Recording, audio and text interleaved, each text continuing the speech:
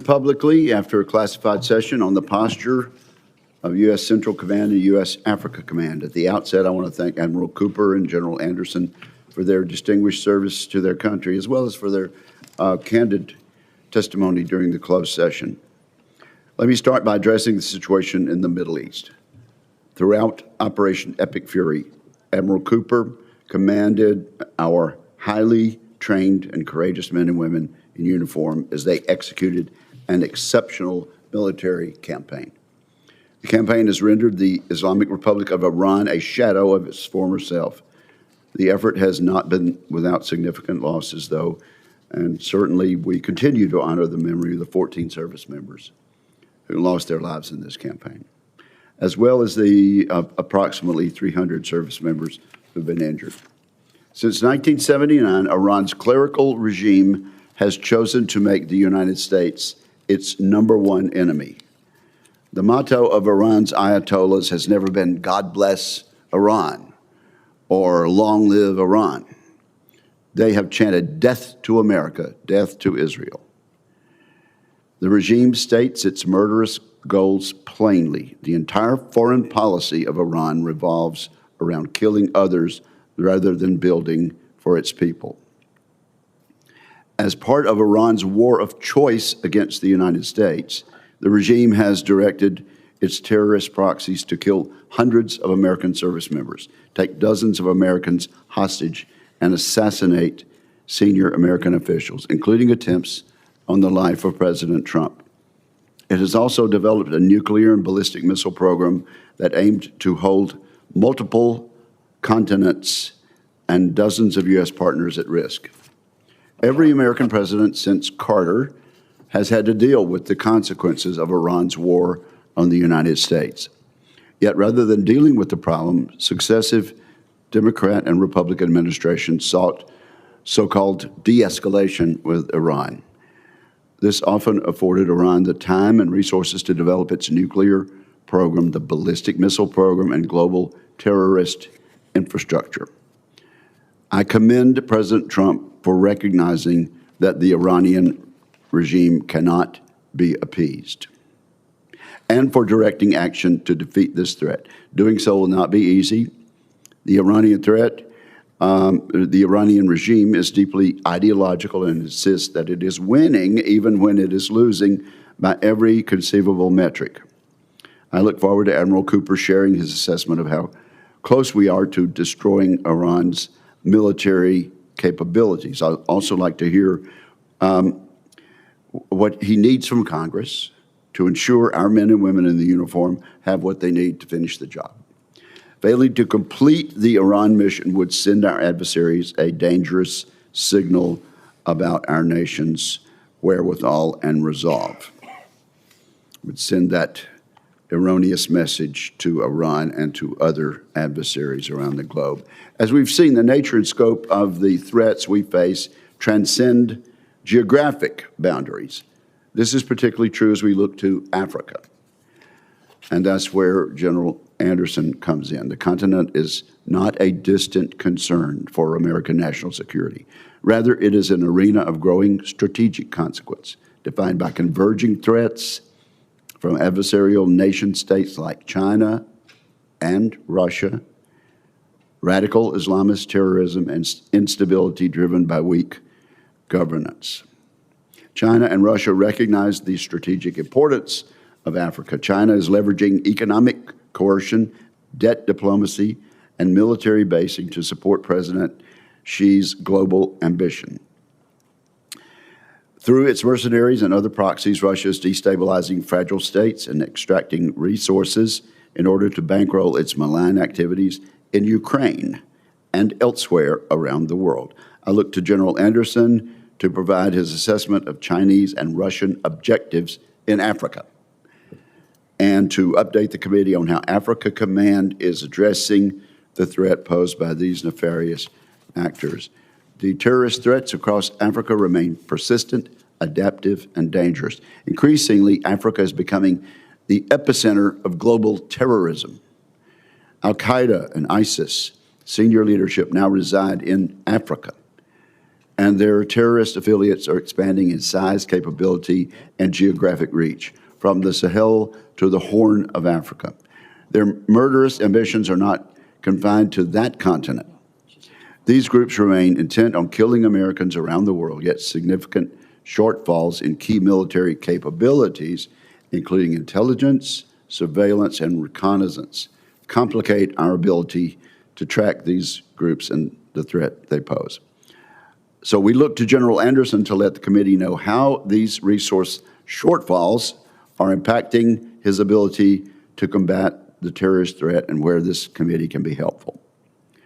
I have noted in my remarks, Africa is of increasing strategic importance to American national security interest. This is precisely why a dedicated combatant command for Africa is indispensable. Africa Command was established in 2007 because the United States recognized that these challenges require sustained and dedicated focus. This committee remains committed to ensuring Africa Command has the authorities, resources, and strategic support necessary to protect American interests across the continent. With that, I turn to my partner and colleague, Ranking Member Reed. Well, thank you very much, Mr. Chairman. And Admiral Cooper, General Anderson, thank you for your dedication and service with great distinction over many years. Thank you. And also, I think I expressed the concerns of all of us, or the hopes of all, that you convey our congratulations and appreciation to the men and women that you lead in your areas. I want to also begin by expressing my deepest condolences to the families of the service members who we recently lost in the Middle East and Africa, and we owe them our greatest respect and gratitude. Admiral Cooper, we are 75 days into this war with Iran, and I am concerned the President does not have a credible strategy to win. Every member of this committee shares the goal of preventing Iran from having a nuclear weapon, but there is no purely military solution to this problem. Instead, every president over the past 50 years has used diplomacy, sanctions, and international cooperation to this point successfully prevent Iran from obtaining a nuclear weapon. President Trump tore up the Iran nuclear deal, and instead of negotiating a new deal, unilaterally took our nation to war. More than a dozen service members have lost their lives, and hundreds more have been wounded. We have suffered a significant damages to our bases, dramatically expended our munition stockpiles, and sustained billions of dollars of damaged equipment. The Strait of Hormuz is still closed, despite attempts to escort commercial ships. While Secretaries Hegseth and Rubio have said Operation Epic Fury is concluded, it is unclear what objectives have been accomplished. Iran's regime is intact. Its nuclear material remains in place. The majority of its missiles and launchers have reportedly been recovered. Iran has demonstrated its ability to shut down the strait. And most importantly, or certainly of equal weight, American families are bearing real costs at the gas pump and the grocery store for a war they did not want and Congress has not authorized. Admiral Cooper, the military forces under your command have performed with exceptional skill and bravery, and that is attributable to your leadership and your chain of command. The firepower that we have brought to bear in Iran has been formidable, but we have not yet, I think, articulated a clear strategy going forward, and this is continuing to hamper our objectives. I think everyone on this committee would love to see these peace negotiations succeed, and I'd be the first one to applaud significant results achieved through diplomacy. But one of the issues we're facing, and we've talked about it in the closed session, is at every term we are not receiving the information that we are legally entitled to. We've not seen the legal justification for this operation, nor the execute orders, and the administration's explanation for cost and the path forward have shifted constantly. This week, the President said that the ceasefire is on life support, and it leaves us a fundamental question. Where are we and where are we going? And I hope you can touch on that, Admiral Cooper. There's two other concerns in CENTCOM I'd like to address. First, we withdrew all of our troops from Syria, and this has created some adverse consequences in my view. Our modest military footprint there produced significant returns, including a very reliable partner in the Syrian Democratic Forces, a sustained counter-ISIS mission, which we conducted, and a degree of leverage in strategically important area of the world. And we gave that up very quickly when we withdrew. And if you could provide some understanding of the current situation, I'd appreciate it. Second, the ceasefire in Lebanon is fragile, and Israel's continued airstrikes and demolition operations to the south are eroding it. The Lebanese armed forces are one of the few genuine stabilizing instruments we have left in the region, and we should be seriously investing in it. And again, Admiral, I'd like to know what resources you need to make this partnership successful, our partnership with the Lebanese military, in displacing Hezbollah and establishing a reliable government. General Anderson, I'm concerned by discussions about whether AFRICOM should be maintained as an independent combatant command, the same concerns I believe the chairman has. That fight should be not necessary. And it really, I think, reveals a misunderstanding of the continuing importance of Africa in so many different ways. If we were to merge AFRICOM with EUCOM, I think that would be a mistake. It would signal to our allies and adversaries that Africa is not a priority for the United States. Russia and China are not making that mistake. Russia's Africa Corps has expanded steadily across numerous countries, and China continues to build ports, infrastructure, and relationships across the continent. Both nations are filling a space that America has created for them by our disengagement. And General, I would ask you to share your views on the current security situation and how you are working with allies and partners to address the political and economic instability in Africa. Finally, I would note that the dismantling of USAID has made this situation worse. More than $12 billion in annual assistance to sub-Saharan Africa is largely gone. This has translated directly into instability, radicalization, and openings for our adversaries. The administration's From Aid to Trade slogan in Africa may be a reasonable long-term aspiration, but is not a near-term substitute for what has been lost, and our partners on the ground know it.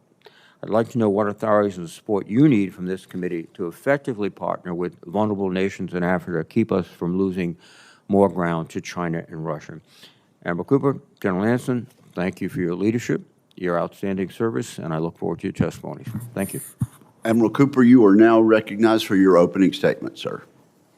Well, thank you very much. Chairman Wicker, Ranking Member Reed, members of this committee, thank you for the opportunity to testify before you today, and thank you all in this committee for your very steadfast support to the United States military and to our men and women deployed today.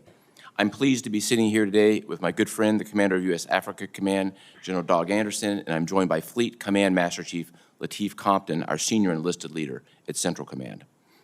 Events in the Central region have shown how quickly the course of history can change. In just the last few years, decades-old features of the strategic landscape, once thought immutable, have been upended, bringing both challenges and opportunities. I strongly believe that every success that we have starts and ends with our people. In just the last 7 months, America's sons and daughters serving in CENTCOM have played key roles in world events, implementing the President's 20-point peace plan in Gaza, degrading the ISIS threat in Syria, preventing what I would characterize as an ISIS crisis by conducting a historic prisoner transfer to Iraq, creating the most integrated and effective air defense architecture ever seen, which was decades in the making, and most recently, addressing the Iranian threat. The performance of our warfighters in Combined Joint Task Force Operation Inherent Resolve, often referred to as CJTF OIR, is particularly noteworthy. In January, responding to a rapidly deteriorating security situation, they executed an extraordinary transfer of more than 5,700 ISIS prisoners, all terrorists, from Syria to Iraqi custody. Their effort prevented a mass prison break that risked large-scale ISIS reconstitution and acute risk to the American homeland. In parallel, OIR has maintained relentless pressure on ISIS remnants in Syria. Most recently, Operation Hawkeye Strike removed over 50 ISIS terrorists and 100 terror infrastructure targets from the battlefield. U.S. Central Command was created in direct response to the threats posed by the Islamic Republic of Iran, and I am the 16th CENTCOM commander to deal with the Iranian problem set. For 47 years, the Iranian regime has terrorized the region and made hostility to the United States a core tenet of its rule. Their hostile, lethal track record against the United States is well documented, but I don't know that it is always well understood. Here's a data point. In just the last 30 months prior to the commencement of Epic Fury, Iranian-supported terror groups have attacked U.S. troops and diplomats more than 350 times, the equivalent of an attack more than every third day, killing 4 U.S. service members and wounding nearly 200 more. After more than 2 years of Iranian attempts to leverage October 7th of 2023 to tear the region apart, at the direction of the President, United States Central Command initiated Operation Epic Fury. In less than 40 days, CENTCOM forces achieved our military objectives. Most notably, we degraded Iran's ability to project power outside its borders and threaten the region and threaten our interests. As an example, we can all remember April and October of 2024, hundreds of Iranian ballistic missiles and drones raining down in the Middle East. Today, Iran can no longer attack with that mass and scale. And further, with 90% of its defense industrial base destroyed, Iran won't be able to reconstitute those weapons for years. We also all watched Iran spend decades and billions of dollars arming proxies. Today, Hamas, Hezbollah, and the Houthis are all cut off from Iran's weapons supply and support. This result was not foreordained, nor was it brought by chance. It's the culmination of months of careful planning built upon decades of experience. These results also do not come without cost. We honor the memories of the 14 service members who paid the ultimate sacrifice during Operation Epic Fury and the 2 soldiers and the 1 civilian killed in Palmyra, Syria. They represent truly the very best of all of us. As I sit here, we are clear-eyed. The situation in front of us is very complex. High-stakes negotiations continue. Our job is to be ready, and we are. I testify today on behalf of the 50,000-plus servicemen and women deployed to the Central Region. It's a great honor and privilege of a lifetime to serve as their commander, and thank you very much, and I look forward to your questions. Thank you very much. General Anderson. Chairman Wicker, Ranking Member Reed, and distinguished members of the committee, thank you for the opportunity to provide you an update on U.S. Africa Command. I'm joined today by Command Sergeant Major Garrick Banfield, our senior enlisted leader, and I'm proud to sit beside my friend from U.S. Central Command, Admiral Brad Cooper. We both appreciate your unwavering support to our nation's warfighters. Before I start, I'd like to recognize the service of First Lieutenant Kendrick Lamont Key, Jr. and Specialist Mariah Collington, who lost their lives in a tragic accident during African Lion and are returning home today. I would also like to express my appreciation to our allies and partners, particularly Morocco, who stepped forward when it mattered most. Africa sits at the crossroads of global commerce and security, bridging the strategic terrain between the Atlantic and the Indo-Pacific. It's the world's supplier of critical minerals for advanced defense system and home to 12 of the world's 20 fastest growing economies.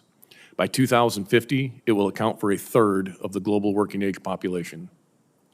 Today, the epicenter of global terrorism is in Africa. ISIS leadership is African. Al-Qaeda's economic engine is in Africa. Both of these groups share the will and intent to strike our homeland. Their affiliates, once isolated nodes, now show increased connectivity. Just as concerning is the nexus between Al-Qaeda's Al-Shabaab and the Iranian-sponsored Houthis. AFRICOM is prioritizing willing and capable partners. We support partners with capabilities that only the U.S. can bring. ISR, targeting, precision strike. These efforts have driven ISIS leaders in Somalia underground, disrupting their command and control of the global ISIS network. In West Africa, Al-Qaeda affiliate JNIM has demonstrated increased capacity to control key terrain in the Sahel most notably by strangling fuel supplies around population centers. The capture of a capital city would provide al-Qaeda with all the trappings of a nation-state to sponsor global terrorism. With a 75% reduction in our regional posture over the past decade, compounded by the drawdown of our allies, we struggle with an intelligence black hole. And without sufficient indicators and warnings, we risk being blind to the gathering dangers and threats in the region. AFRICOM's lack of expeditionary capabilities and diminished force posture compromise our crisis response. In a crisis, we can always surge assets, but you cannot surge trust. Our reduced presence on the continent also allows disruptive actors to drive the agenda, undercutting American interests. China views Africa as its second continent, securing control over critical minerals and infrastructure, potentially boxing us out of resources that energize our industrial base. Africa also serves as Putin's purse, where Russia exploits instability to extract resources, to include human lives, to fuel its war machine. To contend with these threats, AFRICOM must think and operate differently. With less than 0.1% of the department's budget, we must maximize every taxpayer dollar to deliver an outsized return on investment. AFRICOM continues to leverage low-cost, high-yield activities to amplify our impact on the continent. Programs like the International Military Education and Training and the State Partnership Program are reliable force multipliers that forge enduring relationships with African militaries and are proven models for cost-effective burden sharing. The AFRICOM exercise program is emerging as a battle lab to test and validate new technologies on behalf of both the joint force and our African partners. And finally, AFRICOM is focused on the critical convergence of security and economics. Our efforts span all elements of national power as we coordinate closely with state, commerce, energy, and treasury. The department's new economic defense unit has been an invaluable partner. To defend the homeland and promote U.S. interests and ensure effective crisis response, AFRICOM needs targeted investments in layered, non-traditional ISR, innovative force protection, programs that are able to enable willing and capable partners, the opportunity to conduct experimentation of emerging technologies, and the ability to respond to crisis at the time and point of need. Africa is a continent of opportunities, not only crises. With the continued support of this committee, I can assure you that every dollar you authorize for AFRICOM will contribute directly to the security, safety, and prosperity of the United States. Thank you. I look forward to your questions. Well, thank you very much. Let's get right into Iran, Admiral Cooper. And I think one of the basic questions is, was this exercise of ours, was this operation of ours a war of choice or a war of necessity? Let me get your military perspective. Did Iran have enriched uranium up to 6% prior to Operation Midnight Hammer? Yes, sir, they did. And is there a civilian use at all for uranium that is enriched to 60%? There's not, Senator. Is it fair to say that Iran's nuclear breakout time has been set back then, thanks to Operation Midnight Hammer and Operation Epic Fury? Without talking specifics, that's accurate, Senator. All right, and has Iran ever been willing to curtail its ballistic missile program through negotiations? They have not, sir. And then perhaps you can explain in some detail to what extent Operation Epic Fury has set back Iran's ballistic missile program. To what extent you can tell us in this open setting. Yes, sir, Senator. Thank you very much for that question. Our military mission in Operation Epic Fury was crystal clear from the very outset and remained steady throughout. The mission was to degrade Iran's ability to project power on its neighbors and U.S. interests. It had three key components: degrade Iran's ballistic missiles and the defense industrial base that supports it, degrade Iran's drones and the defense industrial base that supports that, and degrade their Navy and the defense industrial base that supports that. In each of those categories, we met all of the achievements. Each of those systems were significantly degraded. If I gave you just a couple of examples, the defense industrial base for their drones and their missiles and their Navy were degraded by 90%. They have about 10% left. For the Navy, my military assessment would be that the Navy will not begin to rebuild for 5 to 10 years. Many of you are served in states that build ships. It's complex. It's particularly complex when you don't have an industrial base to build it. My professional perspective on this also is that Iran would not return to the same level of Navy that it had for a generation. Now, this 10% of drones left, are they exquisite or the sort of relatively inexpensive drones we've been hearing about? Senator, thank you for this question. I think I'd like to use the opportunity to myth bust on drones. Okay. The days of $35,000 drones that we saw in the last couple of years, particularly in the fight against the Houthis in Yemen, those days are behind us. Today, we face an increased threat from drones that are highly sophisticated. They're jet-powered. They have high-end sensors. They have electronic warfare. They have signals intelligence. So those days of using high-value defenses to shoot down cheap targets are behind us. Quite the contrary, what we have been doing lately is using our own low-cost one-way attack drones, attacking Iran, making them use higher-end, more expensive weapons. So I can confidently tell you we have flipped the cost curve in many ways. Always work to be done, but I like where we are in this regard. Okay, and there's been a lot of talk about part of the negotiations being giving up the nuclear ambitions, but almost as important to me is the support of terrorist proxies. So has Iran ever been willing to end support for the terrorist proxies, Hamas, Houthis, Hezbollah? They have not, Senator. So to what extent has this exercise, this operation, denied Iran resources for funding terrorism? Senator, this has been a significant priority from the outset, and as we sit here today, there are no resources and equipment that are flowing from Iran to Hamas, Hezbollah, or the Houthis. Those transfer paths and methods have been cut off. To the extent that that source of support has been cut off, what are the other sources of support that these terrorist groups can look to? I think some of those pieces are best discussed in a more classified environment, but I think the key element of this is the main supplier of resources and training for decades and billions of dollars, and we've seen all this before our very eyes. Those pieces have been completely cut off today. Thank you very much. We'll take another round, but at this point, I recognize the ranking member. Thank you very much, Mr. Chairman. Admiral Cooper, is Iran militarily still able to inflict significant damage on infrastructure of the surrounding countries in the Persian Gulf? Senator, in this environment, what I would tell you is their capabilities have been dramatically degraded. That certainly doesn't mean that they don't have anything left, but the large-scale volleys that we've seen over the last couple of years, Iran is no longer capable of executing those. This would be less large-scale volleys than directed attacks on critical infrastructure, which would set back petroleum production, even if the Strait of, or petroleum distribution, I would say, even if the Strait of Hormuz is open. Does that capability still exist?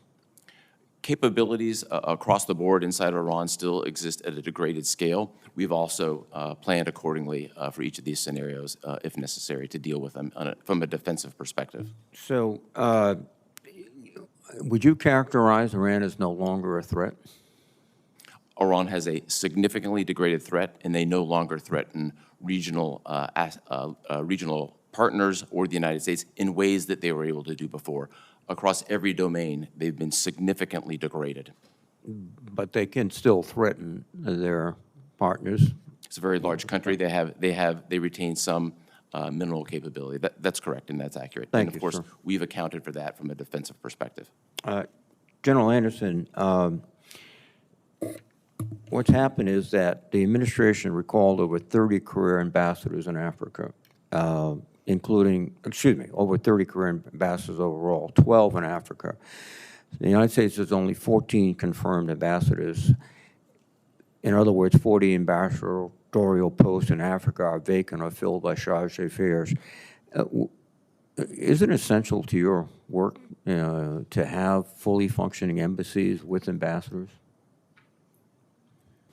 Senator, we work very closely with all the embassies across the continent to pursue and further American interests. And so that relationship with these embassies is critical for AFRICOM's effective engagements. But what about the ambassadors?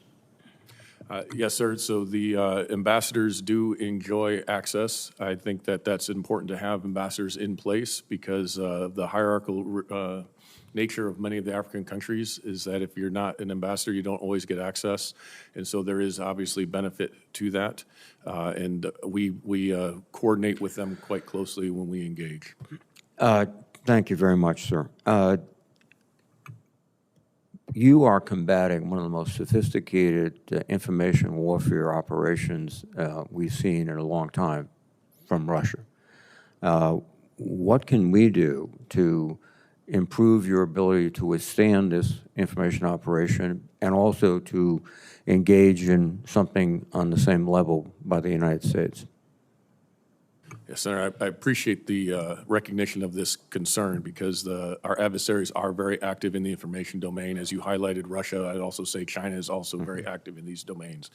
They use this to undercut not only our interest, but undercut and disrupt the democracies that are in Africa. And this is an area that I've talked to several of the leaders across, especially coastal West Africa, that are very concerned about the Russian propaganda that is destabilizing their democracies. For me, we have a limited budget that we are mostly in a reactive mode to respond to issues. What would be beneficial as one of the few entities that looks across the entirety of the continent is a consistent budget that would allow us to campaign in the information space. We coordinate very closely with State Department and others on this and work with the embassies, but our ability to look across the continent and highlight these things, I think, is an area where we could be of benefit to the American interest. Thank you, sir. Admiral Cooper, one more question. Do we still maintain a relationship with the Syrian Democratic Forces?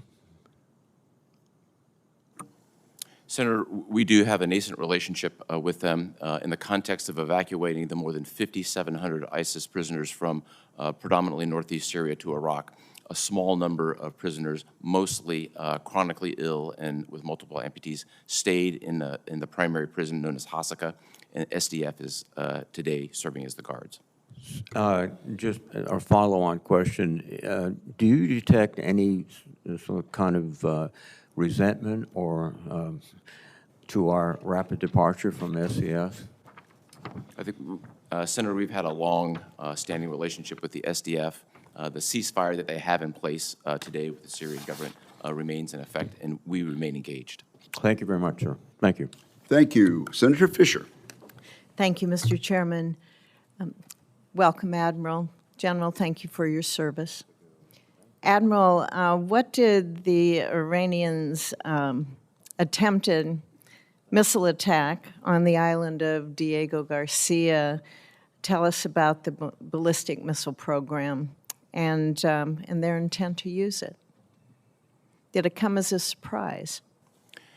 Senator, appropriate to talk in this forum, because there's clearly a classified component to this. I think we've all heard publicly what Iran described as their self-imposed limitations on their missile force.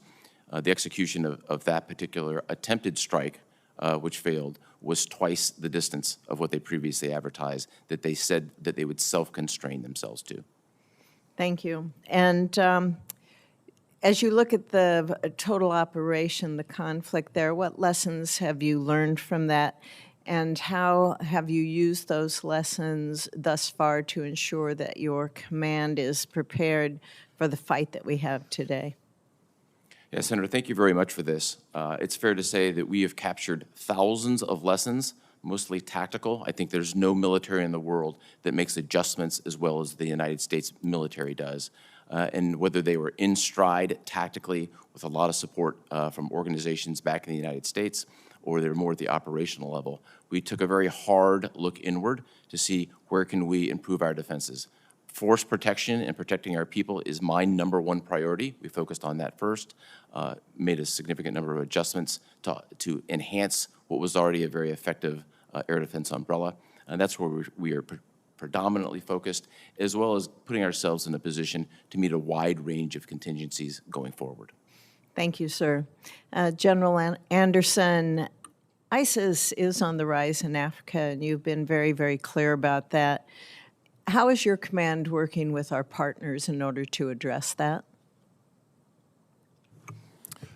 Senator, you are correct. ISIS is putting a concerted effort in its establishment on the continent.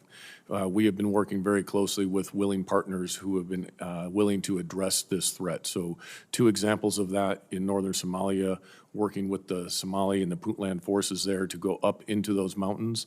What has been key there to putting pressure and isolating the ISIS leadership there is the partners' ability to stay in those mountains. And so our partnership to provide them the intelligence, some training, and some limited logistics that allow them to stay is helping isolate that leadership node in Somalia.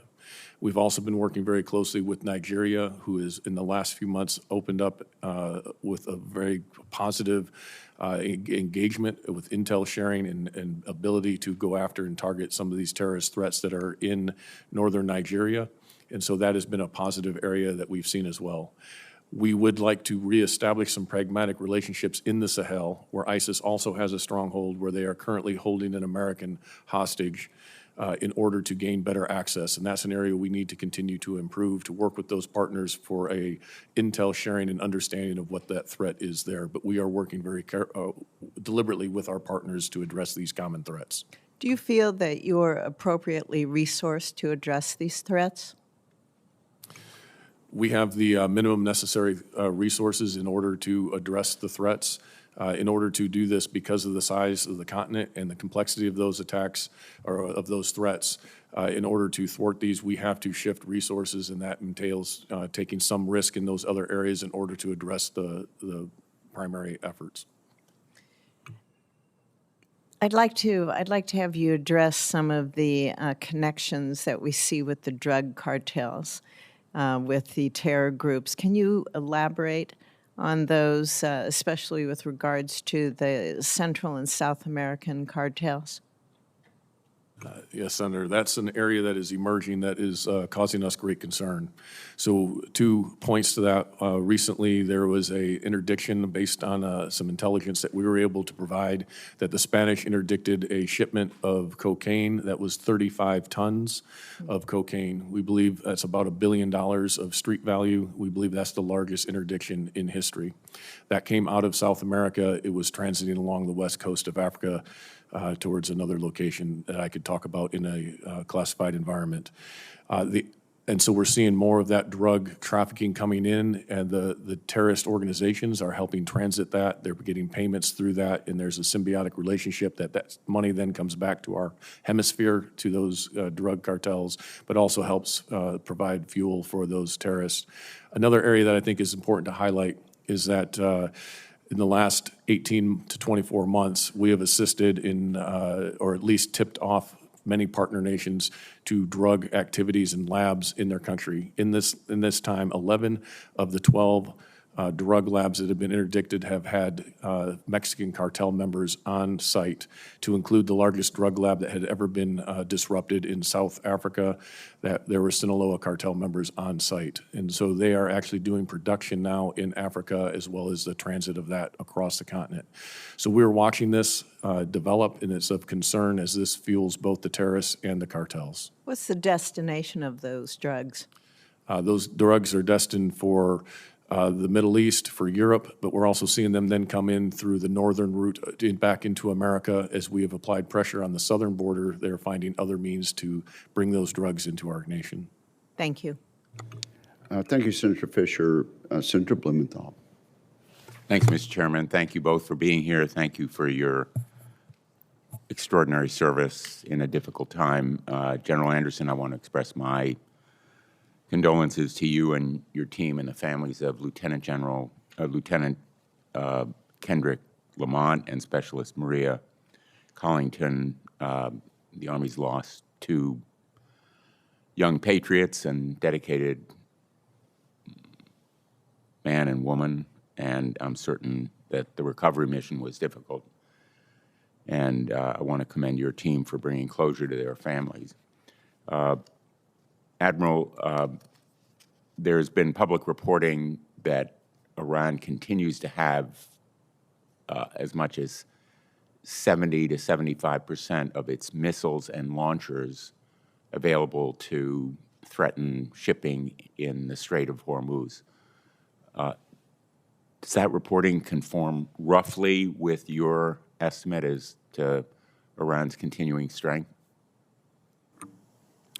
Senator, thank you for the question, and first, thank you for your time these past few days. It's been meaningful and very much appreciated.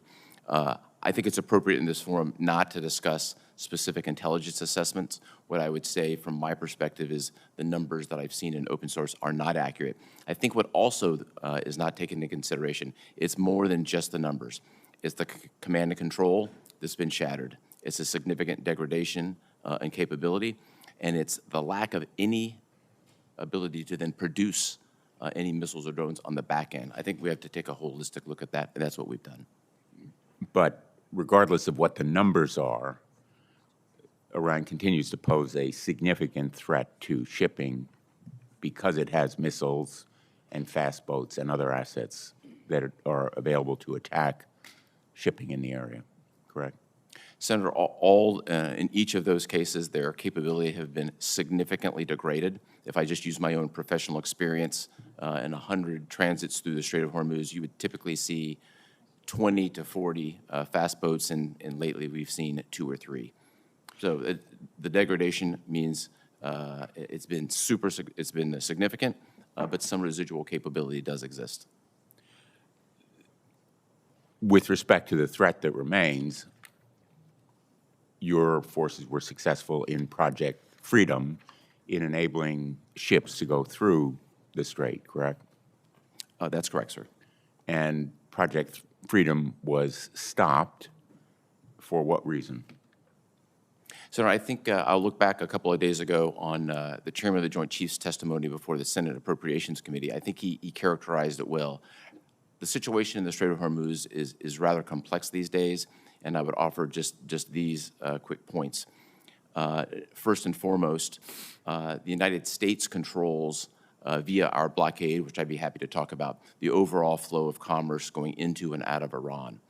The Iranian capability to stop commerce has been dramatically degraded through the straits, but their voice is very loud, and those threats are clearly heard by the merchant industry and the insurance industry. Those are factors. There's certainly factors in energy. But and project, on top of all project, I apologize for interrupting, but I'm going to run out of time, as you understand. I think the point that I want to make here is that Project Freedom could be started again, and the voices of the Iranians, large as they are, could be contradicted or reduced in impact if Project Freedom were ongoing and the world could see that shipping was going through the straits. Am I off base in that view? Senator, there's a wide range of contingencies that we are prepared to execute, and I would defer to the policymakers on anything having to do specifically with the Strait of Hormuz, particularly during this time of sensitive negotiations where it's front and center in the negotiations. And have you seen any progress in those negotiations? Senator, I'd refer to the diplomats and the team engaged in the negotiations. Let me ask you, in the time that I have left, one of the objectives that President Trump articulated at the beginning of this war, which in my view could not be accomplished with bombing, was to secure the enriched uranium. Would you agree that taking possession of that uranium would require boots on the ground and significant casualties for United States forces? Senator, in this particular forum, I think it would be highly inappropriate, given the classified nature of any contingencies, to talk about the nuclear program.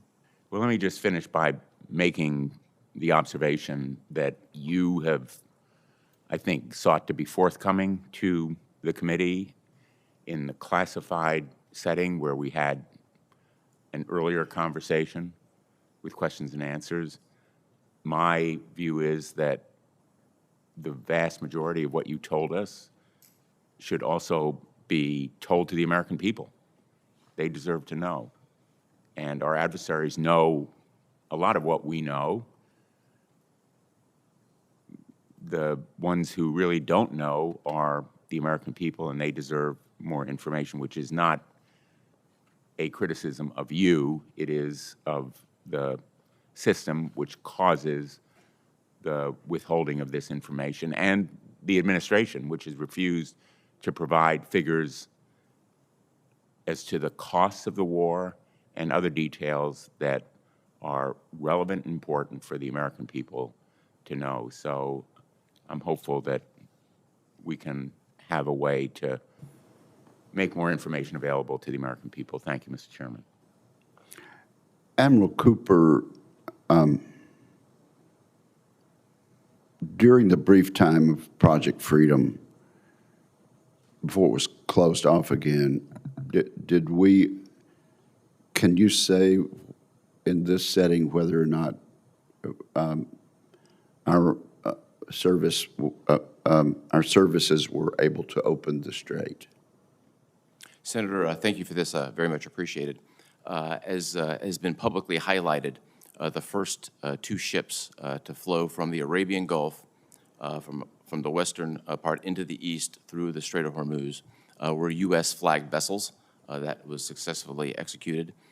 And U.S. Navy destroyers then came into the Arabian Gulf, operated for a number of days, and then, as you subsequently saw, float out of the Arabian Gulf. Okay, so Senator Blumenthal's question presumed that you could give in public your judgment as to whether the United States is capable of doing that again.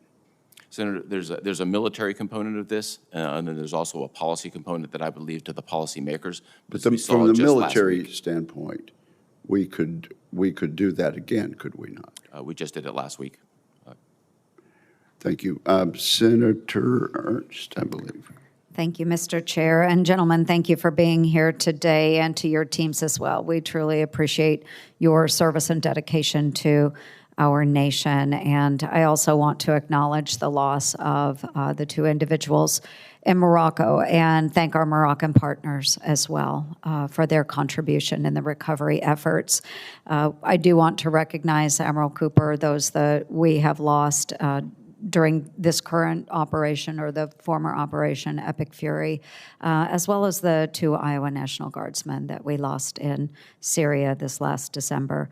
We have also more than 380 who have been wounded in this fight. So for all of those service members that have given so much, and to their families, they will not be forgotten. The operations that have been conducted against Iran and its proxies across the Central Command AOR wouldn't have been possible without some really tremendous partners in that region. And we have seen a large burden borne by Israel and Jordan.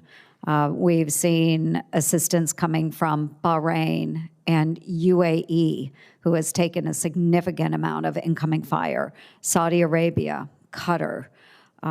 They haven't all been passive bystanders. They've been actively engaged. So they have contributed to every line of effort, and we appreciate them contributing to our successes.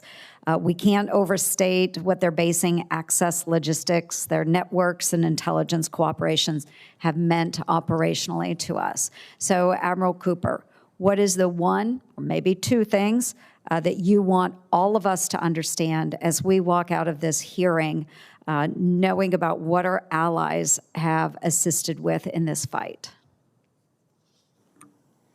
Senator, first, thank you for the question, and thank you for your leadership, and thank you for all that has been done by the great men and women from your state. Thank you. They've played an outsized role, so thank you for that. Thank you. In terms of our partners, I think a key feature is we have enhanced mill-to-mill relationships across the board in the Middle East. As we sit here right now, we have 5 specific partner nations who are not just conceptually side by side, but literally side by side with the United States in defense. The United Arab Emirates, Bahrain, Kuwait, Qatar, and Saudi Arabia. Over the course of Epic Fury, they defended themselves and they defended Americans. In addition to those key allies, everything that we've accomplished would have been impossible without the Kingdom of Jordan. And clearly, we were operating very closely with the State of Israel. I think that group in particular should be commended. They didn't just execute missions, they served side by side with Americans and protected Americans. Thank you. And this takes years to develop those friendships, those relationships, the mill-to-mill work that you do. Is that correct? It does. There's the mill-to-mill work, there's the friendships. It's all about bringing these together, and the air defense umbrella that's been created has been in concept for the better part of a decade and a half, now fully realized. And again, I just want to reiterate that we have such tremendous partnerships with so many of those nations, and we thank them for that. I'll move to AFRICOM now, General Anderson. Over the past couple of years, the U.S. has been withdrawing forces from a number of countries, including Niger, Mali, and Chad. And Russia's African Corps has moved in to fill that vacuum.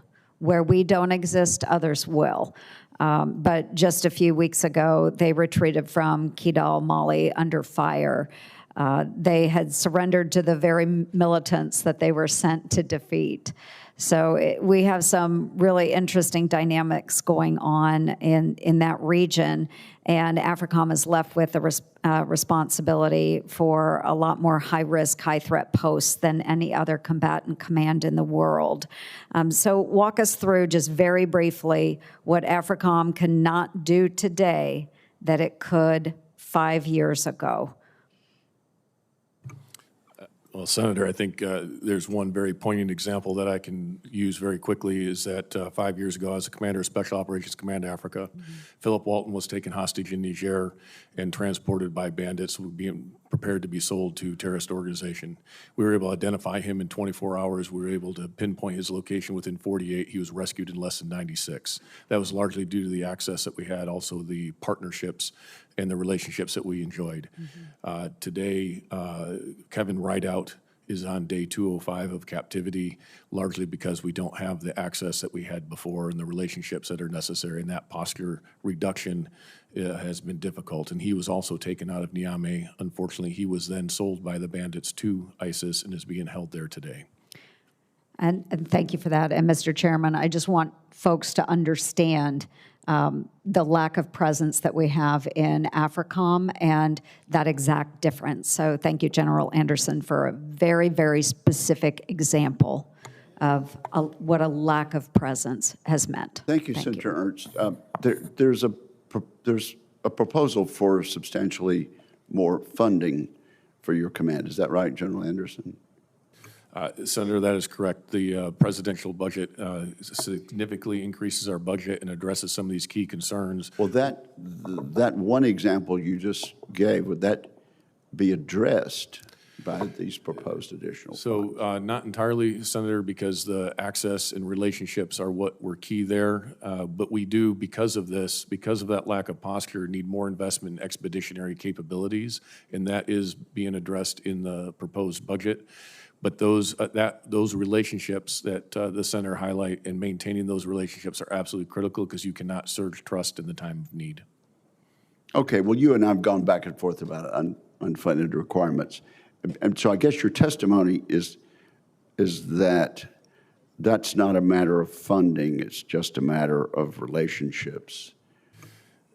Senator, that is a matter of relationships. The funding that we would ask for that would help us is the contingency response ability, expeditionary, but also some targeted programs to work with key partners who are willing and able to address the threat, to increase their capability and capacity to do that. So those are the investments. Those are all included in the proposed budget. So right now, I don't have many needs. Very well.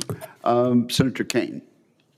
Thank you, Mr. Chair, and to our witnesses. President Trump's decision to unilaterally take the United States into a war with Iran is deeply unpopular in Virginia.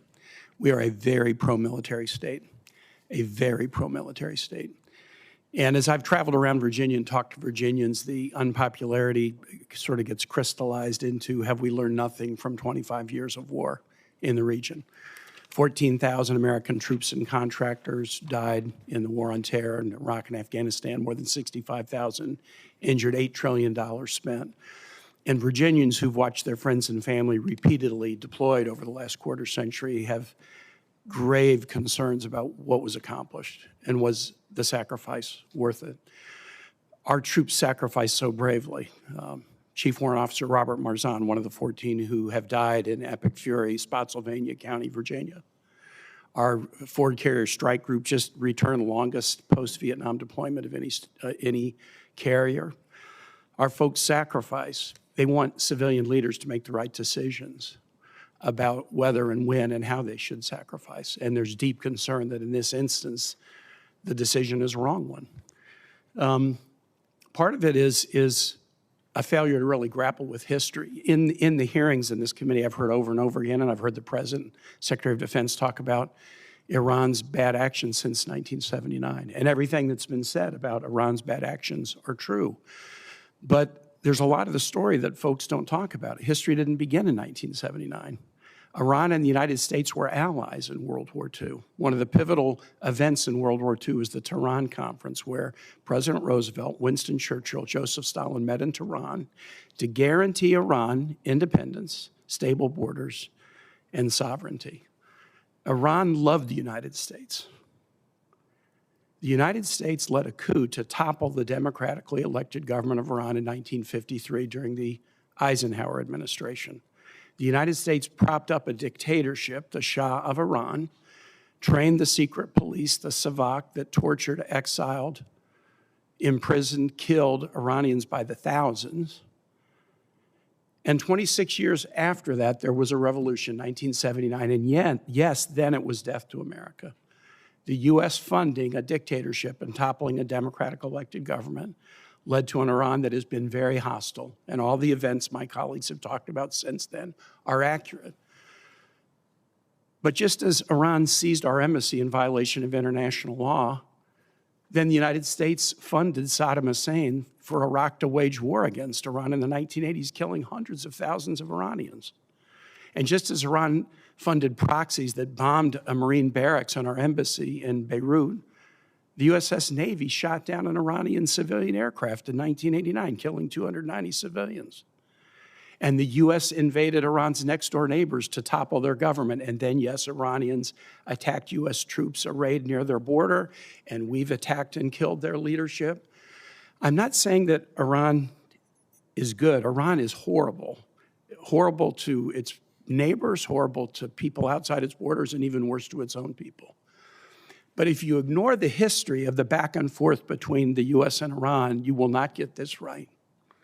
If more war between the U.S. and Iran were the answer, we would have found the answer sometime between 1953 and now. Here's something I think it's important for my colleagues to know. We did look for a path, a diplomatic path, to end this hostility that's been going on since 1953, and President Trump tore up a diplomatic deal over the advice of his Secretary of Defense and Secretary of State.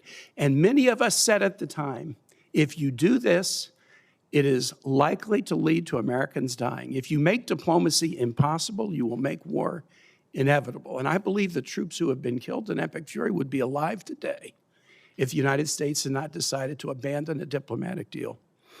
Admiral Cooper, and to my colleagues on the committee, here's something that's pretty amazing that we shouldn't settle for. The administration is refusing to allow members of this committee to see the OLC opinion stating the legal case for war. We've always had the ability. We're armed services members. We're being asked to fund a $1.5 trillion budget, but our request to the DOJ to see the OLC opinion justifying this war, they have refused to allow members of the Armed Services Committee to see it. U.S. senators, appropriators, we're not allowed to see it. What are they hiding? If they will not allow us to see the legal rationale for the war, what are they hiding? And Mr. Charles just conclude and say, I hope we might, as a committee, whatever our agreements about the wisdom or the legality of the war, I hope we might, as a committee, agree that we should at least, in a classified setting, be able to read the legal opinion upon which this entire 76-day war is based. Thank you, Mr. Chair. Yes, thank you, Senator. You have made a statement that raises questions that these two witnesses are unable to answer because you've asked you've raised policy questions. And so just for the benefit of those listening in, we have had the civilian leadership before this committee to answer questions like that. And these two gentlemen would have to decline. If you had formed that and stated that in the form of a question, they would have to decline to answer because that is a matter of policy. Who is next? Senator Moody, you are recognized. Thank you, Mr. Chairman. And thank you for being here today.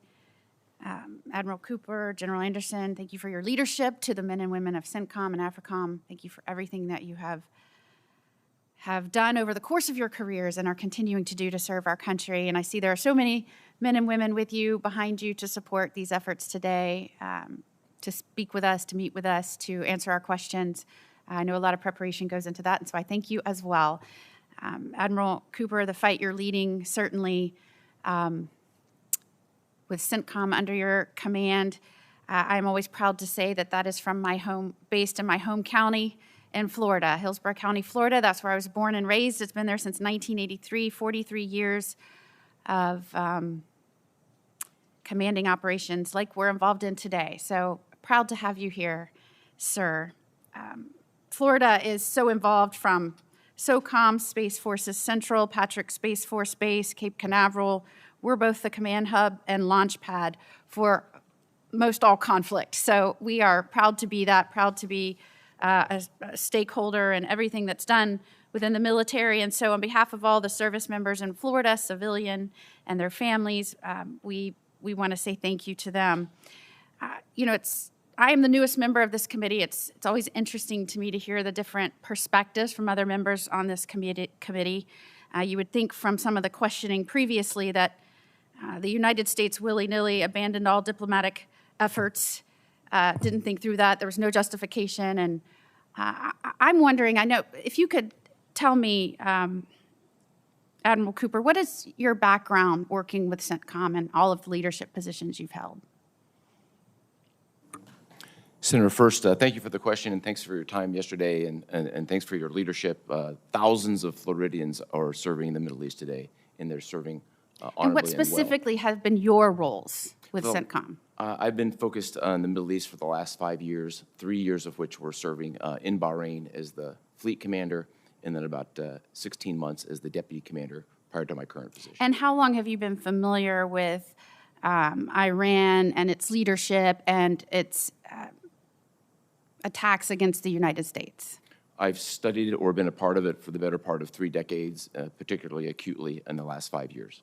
And leading up to February 28th, months prior to that, what was jarring to you that you saw different than what had been for those many decades that you've been involved? I think it's important to note just in the 30 months before Epic Fury commenced, Iran and its proxies had been attacking U.S. service members and diplomats about 350 times. Can you repeat that?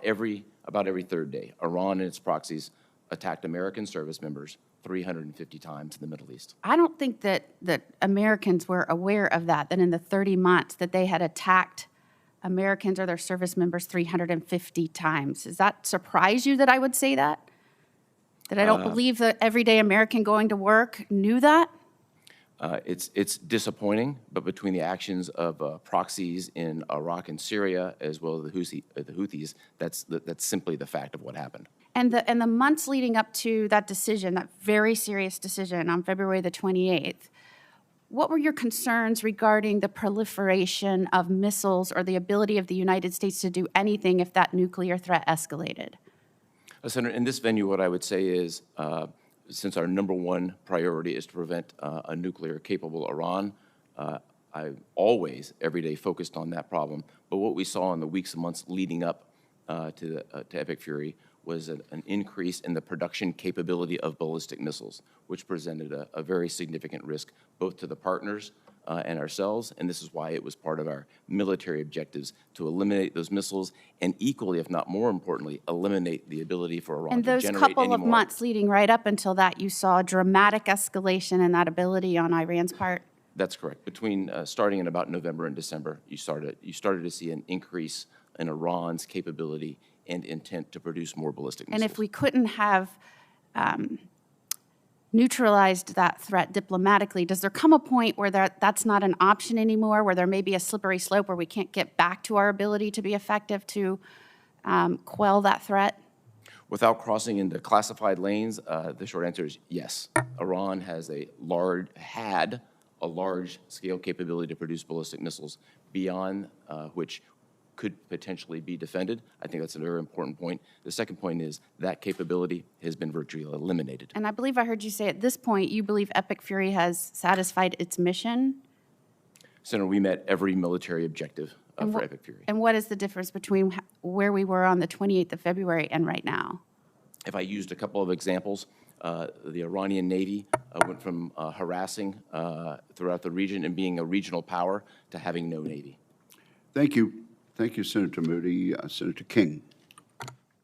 Thank you, Mr. Chairman. Admiral, you used the word myth busting a few minutes ago, and I have to do a little myth busting.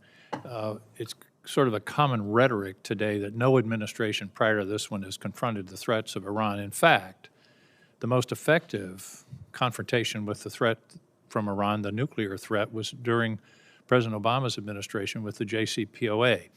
I would point out that at the time that President Trump unilaterally tore up the nuclear agreement with Iran, Iran had 0 highly enriched uranium. As you know, today, one of the focuses of this whole enterprise is 400 kilograms of highly enriched uranium that's in place in Iran that was produced since the unilateral dissolution of the JCPOA. The idea that nobody ever confronted this problem is just not true. And we're now confronting a problem that was created by the abandonment of the JCPOA, which is the most comprehensive nuclear control agreement ever and the most highly inspected by the International Atomic Energy Agency in world history. So we're confronted with a problem now that in many ways this administration created in 2018 by abandoning this agreement. Let me move on. Do we have any clarity now as to who's in charge in Iran? Do we know who has the power to negotiate and make agreements? Senator, the negotiations themselves are held via diplomatic channels, and I would really refer to the diplomats to address that. But clearly, from a military perspective, their command control was significantly fractured as a result of our strikes in Operation Epic Fury. And command and control is another way of saying their leadership. There's a communications difficulty. Is the IRGC in charge at this point? From your The IRGC is exercising significant authority. General Anderson, talk to me about the loss of soft power in Africa, our abandonment of USAID, and what's happened with the Chinese and the Russians that my understanding is are now filling that gap in addition to the other aggressive actions that they're taking. Senator, I would say that we look at all facets of national power and how to bring those to bear on the continent in order to provide security outcomes. Oftentimes, Taking one facet of our national power off the table unilaterally for no apparent reason, other than the whim of Elon Musk. Senator, we work very closely with state, with commerce and energy in order to look at the security requirements on the continent. I have a Foreign Service Commercial Officer joining my staff this summer, along with a liaison from Department of Energy, in order to look at economic opportunities. But it is a fact, is it not, that we have essentially left all of the role that USAID played on the continent. That's gone. Isn't that's a yes or no question? Senator, there are still aid programs that are active on the continent. They are much reduced from what they were before. Much reduced. That's a fair way of stating it. You mentioned earlier that the Al-Qaeda and ISIS have resurged in Africa. Now, the term epicenter has been used several times of world terrorism. You used the term, you said they have the will and intent to attack the homeland. My question is, do they have the capacity? Are they developing weapons, strategies, other ways to take that will and intent and turn it into something of imminent danger to the American people. Senator, that is the exact issue that is my top concern, is being able to provide, they have the assets necessary to provide the indication and warnings to know and be able to identify when they shift from that will intent to have the capacity and capability. That is something that is very difficult for us to ascertain in the Sahel right now, given our limited posture. That was going to be my follow-up question, is do we have the capacity to determine their capacity? It sounds like you just said we don't have the capacity that we should have or need. Senator, that's why in the President's budget, we have asked for additional intelligence, surveillance, and reconnaissance capabilities, and why we're also looking at a layered approach to look at everything from surface to space, to look at commercial assets, to look at emerging technologies, open source as well, and use these technologies, especially artificial intelligence, in order to fuse these multiple different types of layered ISR in order to gain that understanding and illuminate this black hole of intelligence in the Sahel. We cannot sustainably afford to do that solely with airborne ISR, so we have to look at a multifaceted approach. There are some very promising emerging technologies that we are looking into and that are affordable and sustainable, and that also can work with our partners. Because one of the key points to this is not necessarily ours to action.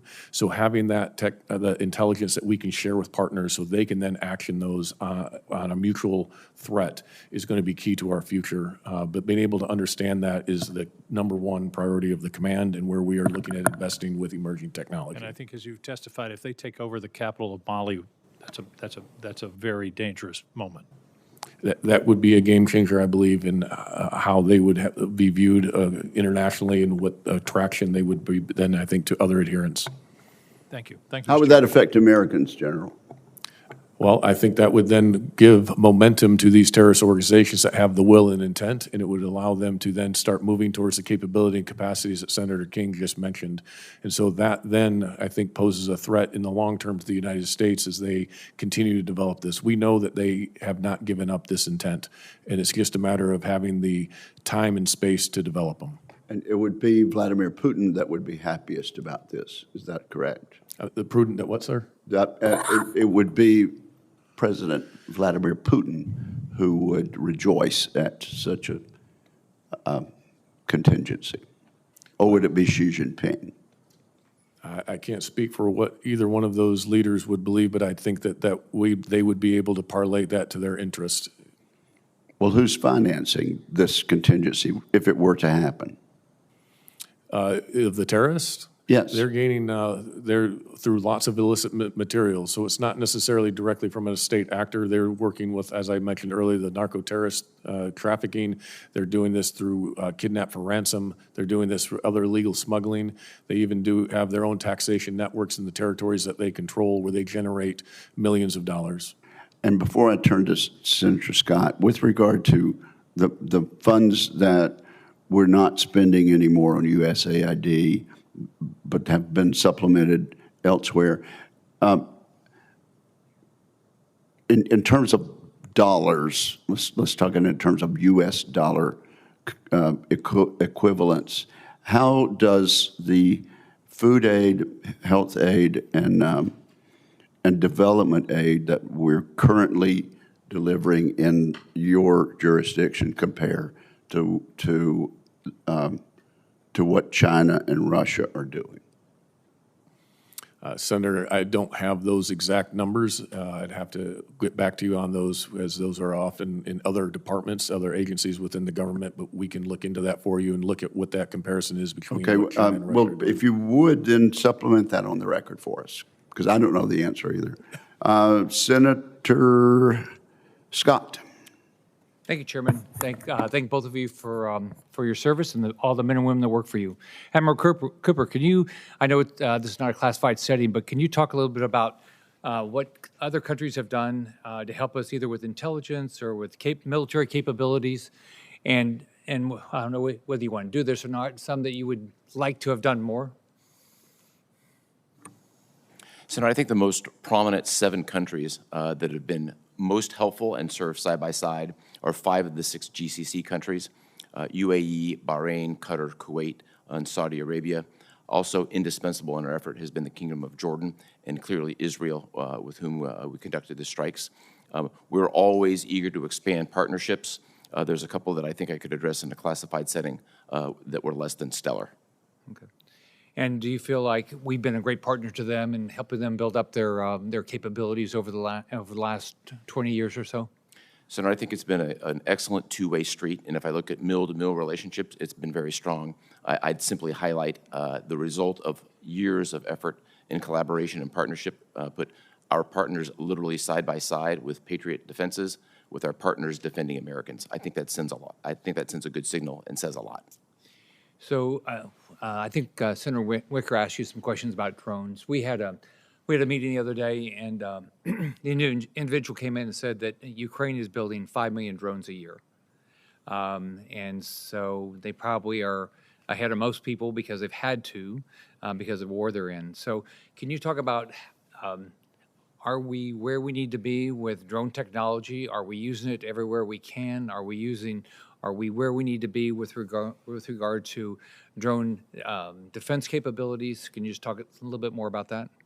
Yes, Senator. First, I would say that the Secretary and the Department's focus on drone domination, drone dominance, has really kick-started our capabilities and flowed more capabilities into the region much faster than we had seen before. And many of those capabilities have now been proven in combat. I think in a classified setting, I'd like to tell you what that looked like. But as we sit here today, we have drone capabilities in the air, on the sea, and under the sea as a result of this initiative. Do you have any feel for whether the impact you've had on Iran is impacting their ability to help Russia in their war against Ukraine? So I think best to discuss that in a classified setting. Clearly, Iran and Russia have had a years-long relationship, particularly when it comes to drones. So what are you most proud of? What are you most proud of that you've accomplished since you've had this role? Absolutely, number 1, 2, and 3. I'm most proud of the men and women who executed an extraordinarily complex mission, the first major combat operations that the United States has seen in a generation, establishing, in my mind, the latest, greatest generation of American warriors. Same question, General Anderson. What are you most proud of that you've accomplished so far? Senator, I think I would agree with Admiral Cooper that it's the men and women of the very small footprint and very small amount of resources punch way above their weight class and have outsized impacts on the continent. What we just did in African Line in Morocco was significant in our largest exercise on the continent of bringing over 40 nations together to include over 36 African countries and nations as far away as Brazil and Japan. That ability to convene is one of the great powers of the United States, and it differentiates us from many others. So I am proud of the fact that we can do that and that we can not just pursue our own readiness, but actually bring multiple nations together to address common threats. Thanks, both of you, and thanks to all the men and women that work for you. Thank you very much, Senator. We have Shaheen and then Hirono. Thank you, Mr. Chairman, and again, thank you to both of you for being here and for your service. I wanted to pick up on Senator King's questions about the closing of so much of our foreign assistance in Africa, General Anderson, and Senator Wicker asked what we're seeing in terms of China. I have a couple of examples that I think are worth pointing out how much that has meant in terms of China's ability to make inroads, because China has actually eclipsed Russia as the largest weapons exporter to sub-Saharan Africa, which I'm sure you're aware of. And 70% of all African armies now operate vehicles from the PRC as opposed to the United States. Beijing's looking to expand military grants, training, and joint exercises between the PRC and African countries. And we don't have the kind of foreign assistance soft power that we did before the elimination of USAID. But you mentioned, General Anderson, that you've taken on a foreign commercial service officer, which I think is a really interesting idea. And as you're aware, I'm sure, at Indo-PACOM, Admiral Paparo has really used this to good advantage, coordinating with the State Department, with the Development Finance Corporation, with the U.S. Trade Development Agency, and the Millennium Challenge Corporation to identify potential projects to work on in that AOR. So can you talk a little bit more about how you're identifying development projects and whether you need any other authorizations from Congress or support for this effort from us so that you can help implement the kind of coordination that's going on in Indo-PACOM? Senator, yes, I very much appreciate your interest here because this is an area I think is emerging on the continent with just the demographics of the continent and the growing economies. Being able to identify the intersection of security and economics is absolutely vital. All of the agencies you mentioned are ones that we are coordinating with to make sure that those investments go into the continent and have the greatest effect, but they're also informed by what are the security implications. So sometimes it may not have the same economic return, but that return may come in security. And that's where we come in, is being able to convene some of these different agencies as well as private industry to be able to articulate what those security concerns are, what those implications are, and then also the fact that we are able to execute exercises and other things around the continent helps go into the calculus of those investments and buy down some of that risk. So that is what we're looking to develop. So do those agencies routinely check with you if there's a major project that they're looking to fund in Africa? So historically, no, and that's why we're standing up a very small unit within the headquarters in order to have that point where they can help facilitate these discussions, because often they didn't know where to have them. And is that something that Congress can be helpful with in terms of trying to encourage that sort of coordination? I think there are ways that encouraging that coordination would be very helpful, and being able to articulate this across the committees that oversee these various agencies and understanding how that interrelation of national power can come together, that it's not always the military lever that produces a security outcome, but being able to have that dialogue I think would be critical.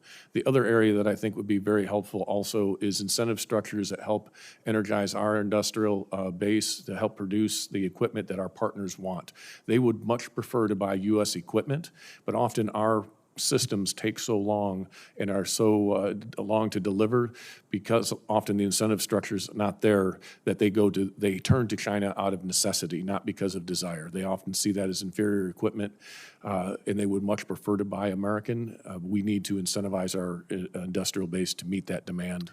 Yeah, I agree. And as you know, it's an issue not just in that respect, but in a whole lot of other areas in terms of the challenges with the industrial base. Admiral Cooper, one of the things that's gotten a fair amount of attention in recent weeks has been President Zelensky's working with some of our allies and partners in the Middle East in response to the war in Iran on the expertise that the Ukrainians have developed to address counter-drone responses. Can you talk a little bit about what you're seeing with respect to that and whether our allies and partners find that kind of support helpful from the Ukrainians? Senator, I think most significantly, we adopted a large number of tactics, techniques, and procedures that the Ukrainians have passed us that have helped us defend Americans. And all of our partners are working with Ukraine in some way, shape, or form. I'd really defer to them, let them talk about it. But are they more effective as a result? Yes. Thank you. Thank you, Mr. Chairman. Senator Hirono. Thank you, Mr. Chairman. Before I begin my questions, I want to again take a moment to highlight the true costs, both for the military and everyday Americans, of the president's illegal war with Iran and summarize how we got here. 13 brave U.S. soldiers have been killed and more than 400 have been wounded. The DoD is now estimating that this war has cost over $29 billion and costing more every single day. The continued closure of the Strait of Hormuz, which somehow caught the president by surprise, is directly contributing to the growing affordability crisis that Americans are facing. And negotiations are at a stalemate, but it's becoming clear. This president's plan is to attempt to secure an agreement that looks very similar to the 2015 JCPOA, which my colleague, Senator King, referred to, which this president recklessly tore up in 2018. As you recall, the JCPOA, which was an agreement that also included countries, not just us, it included France, the UK, Germany, China, and Russia. And the JCPOA put limits on Iran's nuclear program, with a rigorous inspection and monitoring program run by the IAEA, all of which was tossed out by President Trump. And while that agreement did have a sunset clause, what we should have done was work diplomatically with our allies to extend it. Instead, here we are, engaged in another endless war in the Middle East, no end in sight, that is driving up costs, undermining military readiness, and alienating our allies with neither a clear rationale for starting the conflict, which the president originally said, oh, well, then maybe there'll be regime change, and now he seems to have landed on preventing a nuclear-capable Iran, which was exactly what the JCPOA was intended to do. Admiral Cooper, did the president ever explain to you why he tore up the JCPOA? Senator, that's a policy matter that I would have expected anyone to discuss He never with me. explained to you why he tore up the JCPOA. He either explained it to you or he Senator, I didn't. was I'm in not a- asking you for the actual conversation, but did he happen to explain to you why he did something which led to the very nuclear crisis that we're now confronting regarding Iran and their enriched uranium? Senator, I was in a completely different assignment when this occurred 8 years ago. So apparently the president didn't have a discussion with anybody. In fact, it was a unilateral decision that he made. Now, you have vast experience, Admiral, and the Navy, et cetera. And before we attacked Iran, did it cross your mind that Iran may close the Strait of Hormuz?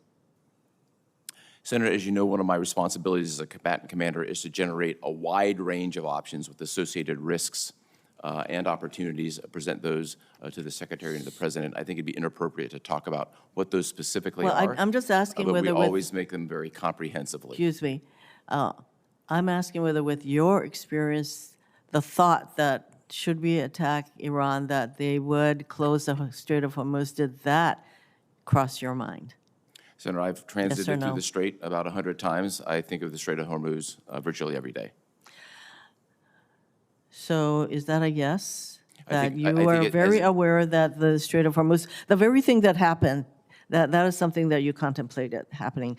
I hope that is the case because with your experience, I have to conclude that you contemplated that possibility. So you did mention that our diplomats are engaged in the negotiations. Well, who are those diplomats? Senator, I really would refer to the White House, who specifically is engaged. Well, apparently the diplomats are Jared Kushner, who I don't think even works for our country, and Mr. Whitlock, Steve Whitlock, who happens to be I don't think he has a lot of experience engaging in these kinds of negotiations. So here we are. The JCPOA, which was a very intense, the results of very intense negotiations among many countries. And for us to act as though the idea of a nuclear Iran is just something that occurred to President Trump and not to his predecessors is pretty ridiculous. And in fact, we had in place a regime that was intended to do that very thing, which was to prevent a nuclear Iran. Mr. Chairman, thank you. Thank you, Senator Hirono. Senator Cotton. Gentlemen, thank you for your appearance and your service to our nation, and many thanks to all the troops that you represent. Admiral Cooper, some critics of Operation Epic Fury have referred to it as another forever war. In your opening statement, in the third sentence, in fact, you say, since 1979, the Iranian regime has terrorized the region. Is it fair to say the only forever war here is the war of terror that Iran has waged against the United States and the civilized world for 47 years? I would agree that was a sustained effort by Iran. Okay. Let's take a look in context, since my Democratic friends have wanted to talk so much about the JCPOA, about not just Epic Fury, but about Midnight Hammer as well. So where we stand today in mid-May versus where we were not even a year ago, 11 months ago.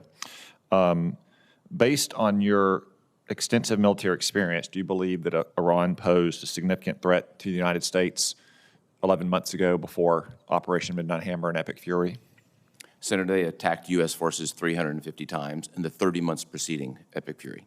Do you believe that absent Midnight Hammer and Epic Fury, do you believe that threat was likely to continue to grow? Yes. Microphone, please, so we can Yes, for the sir. record. I Thank do.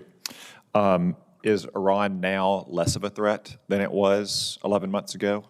They are significantly less of a threat.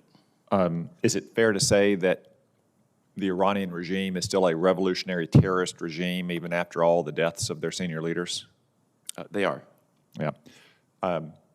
Is it fair to say the revolutionary terrorist regime no longer has nearly as much military capability to act on its revolutionary terrorist intentions?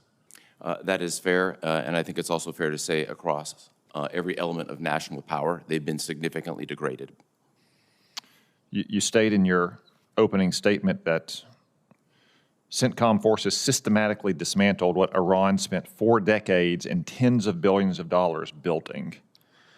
How long do you assess that it will take them to get back to where they were in terms of their military and other capabilities just 11 months ago before CENTCOM dismantled it all? Senator, I would assess that the drone and missile force will take years to reconstitute. The Navy likely will not get back to its previous size for a full generation. Is that why you say in your opening statement that CENTCOM assesses Iran can no longer project power across the region nor pose a persistent threat to the United States or our partners than it did prior to Operation Epic Fury? They certainly cannot do it at the level of mass that we all saw with hundreds of missiles and drones raining across the Middle East. That doesn't mean they don't have any capability, but that broad power projection capability no longer exists. And the whole world saw that just in a number of days after the beginning of your operation, correct? In the number of, I think it was a near 90% decline in Iran's attacks on the United States and its neighbors in the region? That's correct. Early on, the attacks were in the hundreds, and they went to the teens. Okay. I know that there's been a lot of questions about the Strait of Hormuz.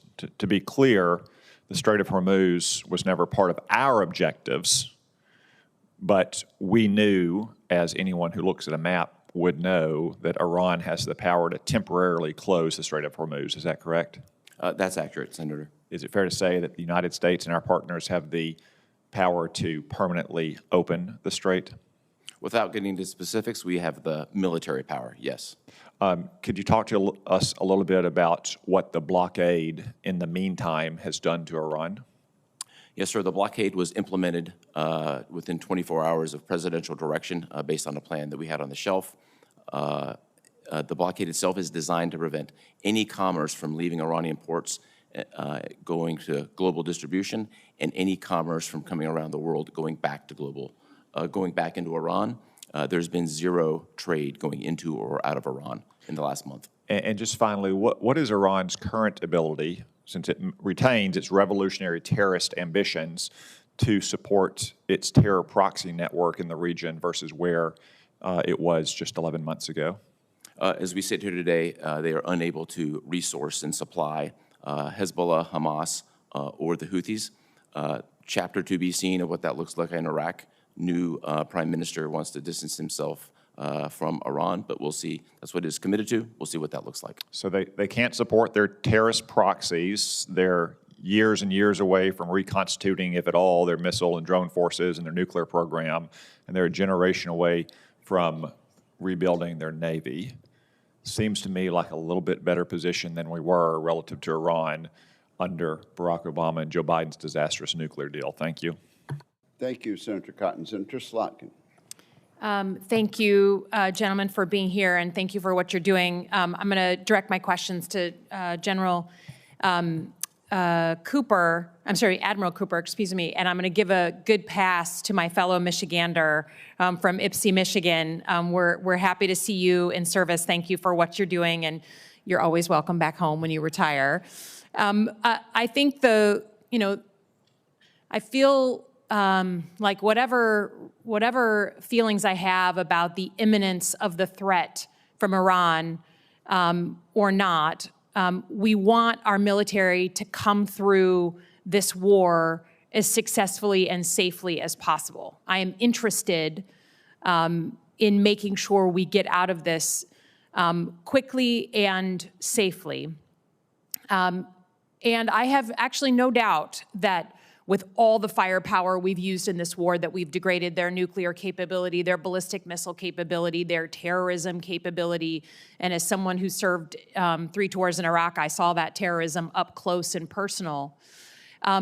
But it is hard to say, sitting here with the Strait of Hormuz closed and every American feeling a deep, deep spike in the price of gas, and that we're only in the beginning of that we can't say we are overall better off until that strait is opened.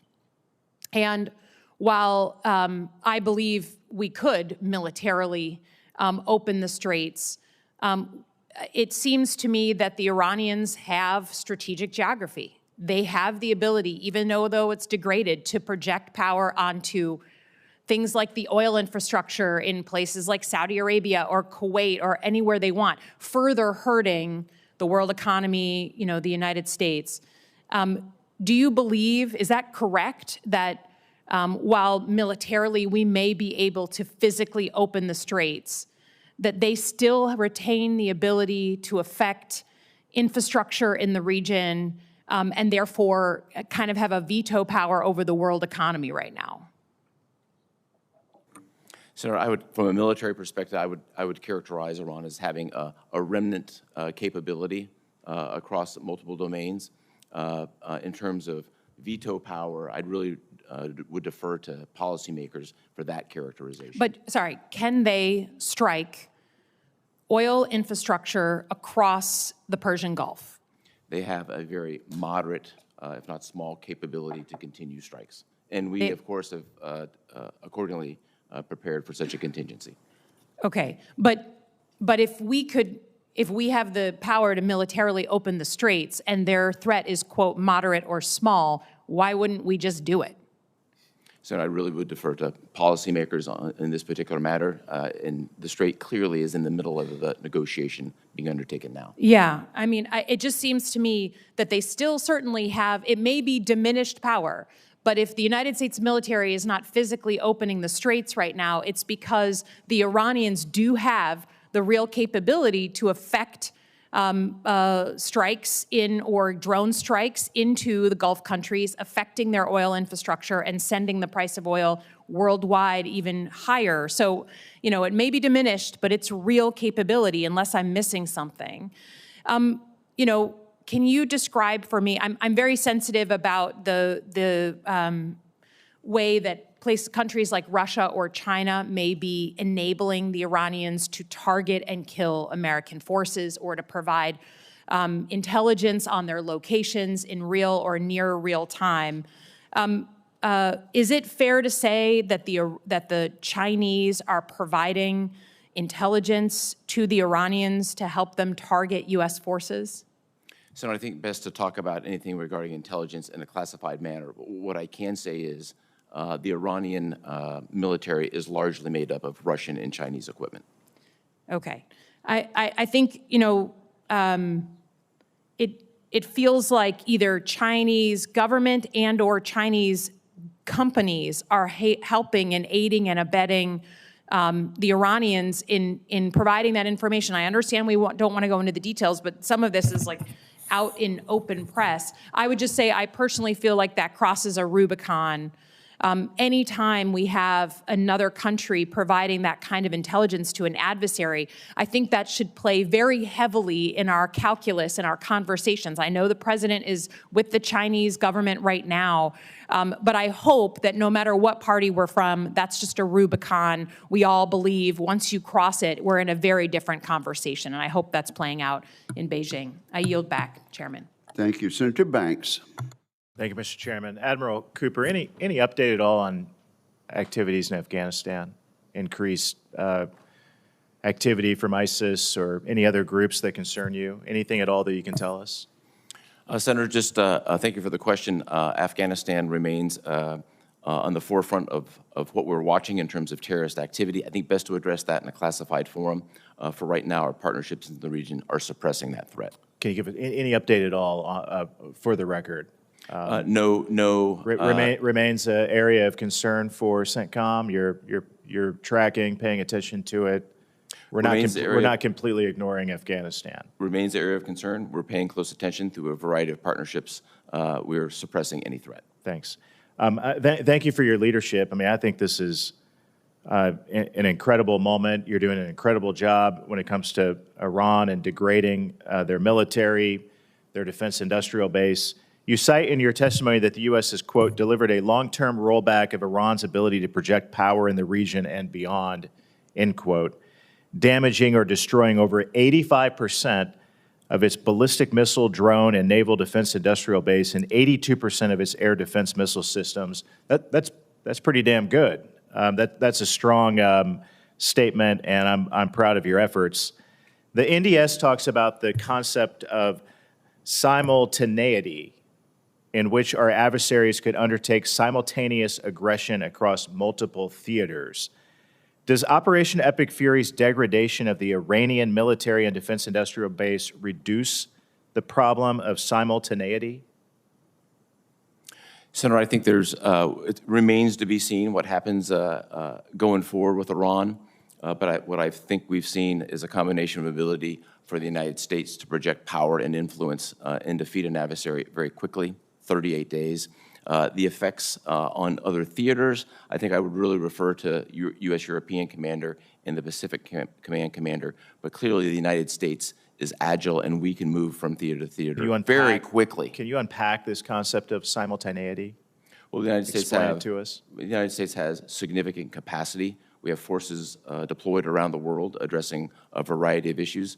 We're focused today largely on Iran, but clearly General Anderson is actioning key and critical matters in Africa. We're doing it in Europe. We're doing it in Asia.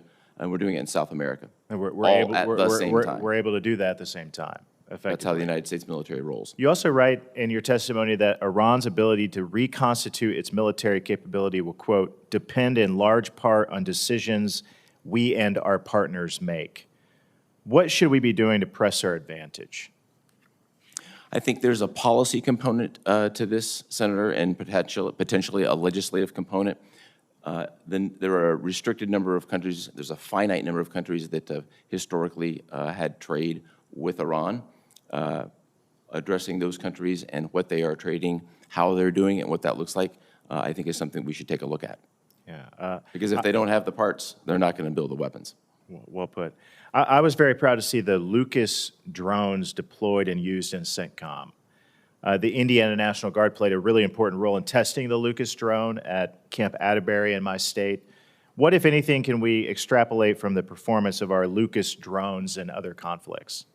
Yes, Senator, so the Lucas drones were the United States' first opportunity to use our own one-way attack drones against an adversary. I remember well the training that happened at Camp Atterbury. I was watching it like a hawk.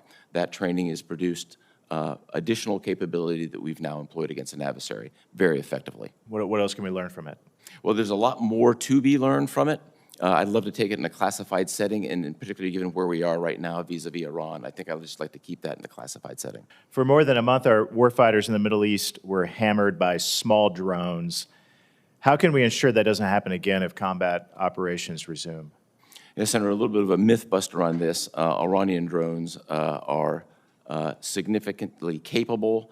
In the days of $35,000 Walmart-like drones, those things are behind us. Iran has a very capable drone force. We have very capably defeated it. Good. Well put. Thank you very much. That's all I have. I yield back, Mr. Chairman. Thank you, Senator Kelly, and then Senator Gillibrand. Thank you, Mr. Chairman. Admiral Cooper, General Anderson, thank you both for being here today. Admiral Cooper, I want to start with you. I've got questions for both of you, but I want to talk a little bit about the civilian harm mitigation team at CENCOM. My understanding is that you've gone from 10 down to 1 as part of a department-wide reduction in CHIMR, that their role is to try to minimize harm to civilians when we're conducting combat operations. Is that correct? You've gone from 10 to 1? Yes, sir, that's the billet, but there's a larger component to this. Over a course of years, we've gone from a compliance to civilian casualties and risk mitigation being just part of the culture. There are dozens, if not hundreds, of people who are involved in this process. What did those 9 individuals do who were removed from their jobs? They're now integrated in other capacities. They've retained other capacities in the joint, what we would call joint But what fires. were they doing when they were part of the civilian harm mitigation team? They're playing a key role in helping us move from compliance to culture on CIFCAS, focusing on it every day, which they continue to do. So by your estimates, how many civilians have been killed or injured over the course of this war? The investigation on the one incident that we've had after more than 13,000 strikes is still underway. We'll certainly be transparent, release that when we can. This is a matter that I'm passionate about. I'd like to use the occasion to invite you, other members of the committee, and your staffs to Tampa to take a look at what our targeting process looks like. If you were to find out that there was an error in the targeting process, would you reinstate some of those people that were removed from that team? Sir, it's a hypothetical. I think I'm always looking to organize to purpose, and we'll just see what the investigation Are you shows. taking any additional steps now because of the civilian casualties to date? We have taken additional steps. Our additional steps have been very proactive throughout Epic Fury. Our staff specifically warned the Iranian people more than 100 times about the threat of them being used as human shields. I personally warned the Iranian people on March 8th, 11th, and the 23rd that they had the potential to be human shields, and that communication was very effective. So again, we're moving not just targeting, but a proactive measures to minimize. All right, well, civilian thank you casualties. for doing that. General Anderson, so China and Russia continue to expand their influence across Africa. We discussed this with misinformation, disinformation across many African countries. You requested $94 million for information operation activities. You were promised, and this is in fiscal year 26, you were promised $25 million from the department. You ultimately received only $19 million. Could you talk about the difference between having $19 million to do that job and $94 million? Like, what are you able to do if you were fully funded? General Anderson, I get it. I mean, we see this stuff all the time. The amount of misinformation that comes from the Chinese and the Russians, it is a huge problem. But if you could just explain to us a little bit about what you could do if you had the full request. Senator, I think the key point there is right now we are in a reactionary mode to propaganda and to other information operations to what we can do at the moment. What the fuller funding would do, especially if it's consistent over time, would allow us to build an information campaign and address these issues across the continent. We're one of the few organizations that looks across the entirety of the continent and can understand how these propaganda and misinformations play across borders. We work very closely with the State Department and U.S. embassies on this to make sure our messaging is key, but this would allow us to do is help coordinate that messaging across regions and across the continent to highlight the issues that come with this misinformation, especially as much of it is destabilizing the democracies across the region. Do you ever feel like we should be countering some of their disinformation with disinformation of our own? Sir, I think the most powerful tool we have is the truth. What America brings is very unique. We're still a beacon of hope and light in the world, and I think we should be willing to talk about who we are. This is America's 250th anniversary. There's a long history on the continent that is, I mean, it's good and bad, but there's a lot of good that we can talk about of what America brings. The fact that John C. Robinson founded the Tuskegee Airmen, 2 years later founded the Ethiopian Air Force, and then went on to found Ethiopian Airlines, which is now the pride not only of Ethiopia but Africa. It's not a story that's well known, but that is a tie that we have had between the aviation communities for years. There are multiple stories like that across the continent that we need to propagate and talk about. So I would say we should focus on the goodness and the positivity of engaging with America and worry less about the disinformation that our partners put out, but we have to engage in this environment. We have to be active in the information space. So you got about 25% of the request. So if you got the full amount, you could put more out there, positive stuff that the United States is doing. And I know these are, challenging times with resources, even beyond what DOD has, USAID and others. But do you think that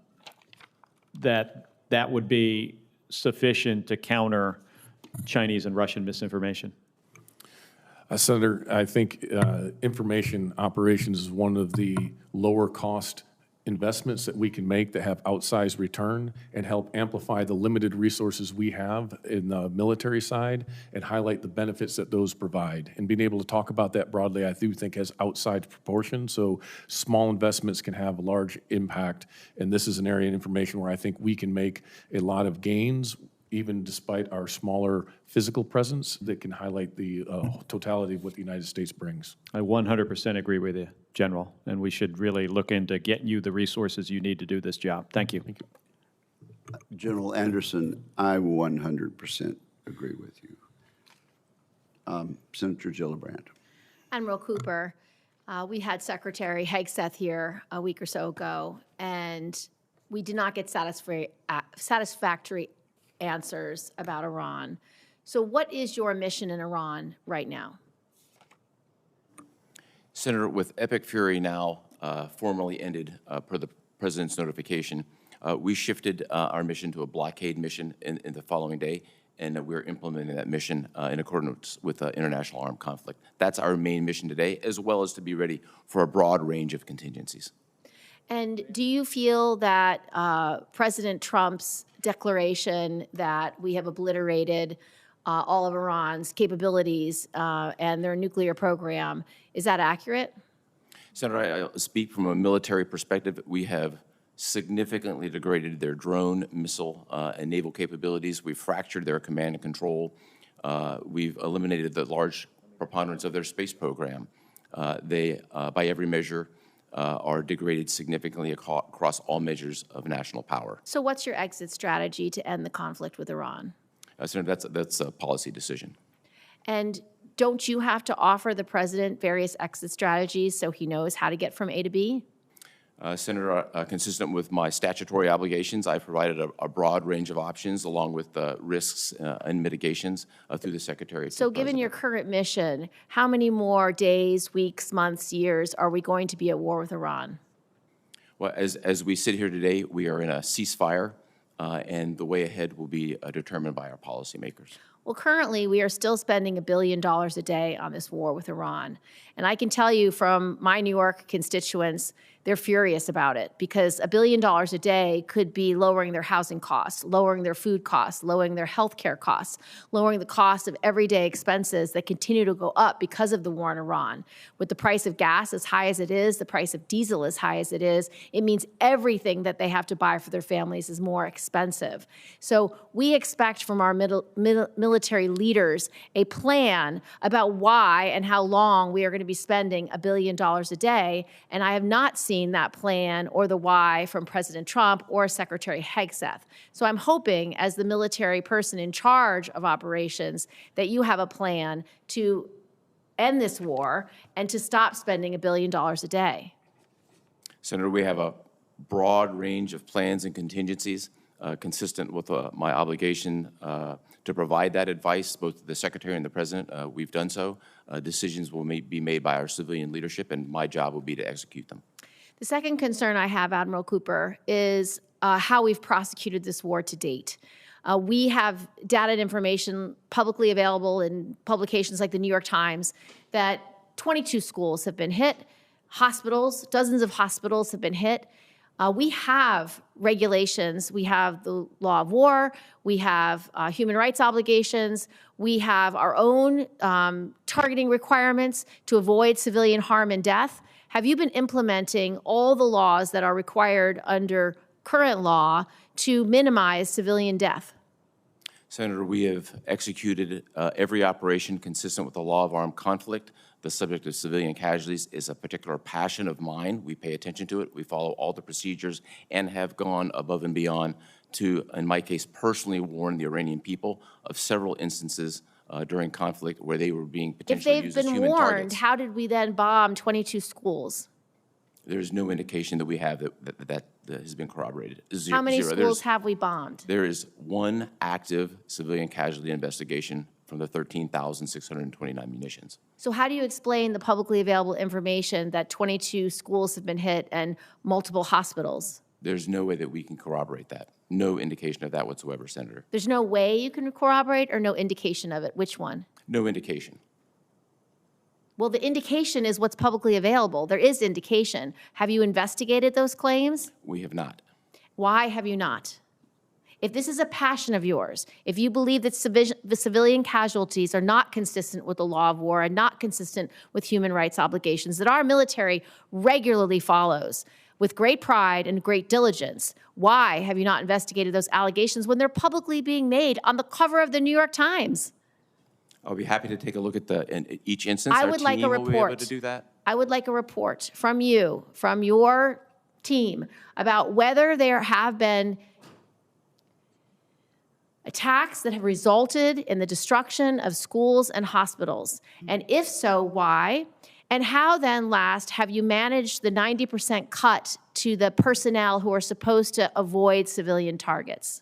Happy to provide any report, and I would invite you and every staff member here to come to Tampa to look at the process to see exactly how it works. Thank you, Admiral. Senator Duckworth.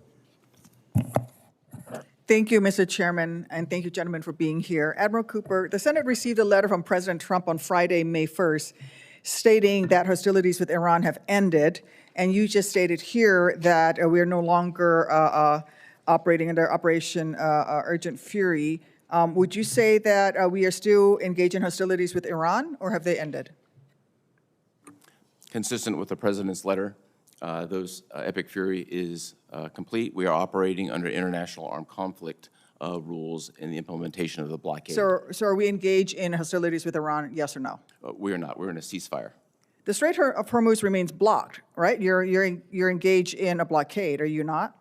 The blockade is against Iranian ports, commerce going in and coming out. It is the last thing we would want to do is blockade the Strait of Hormuz.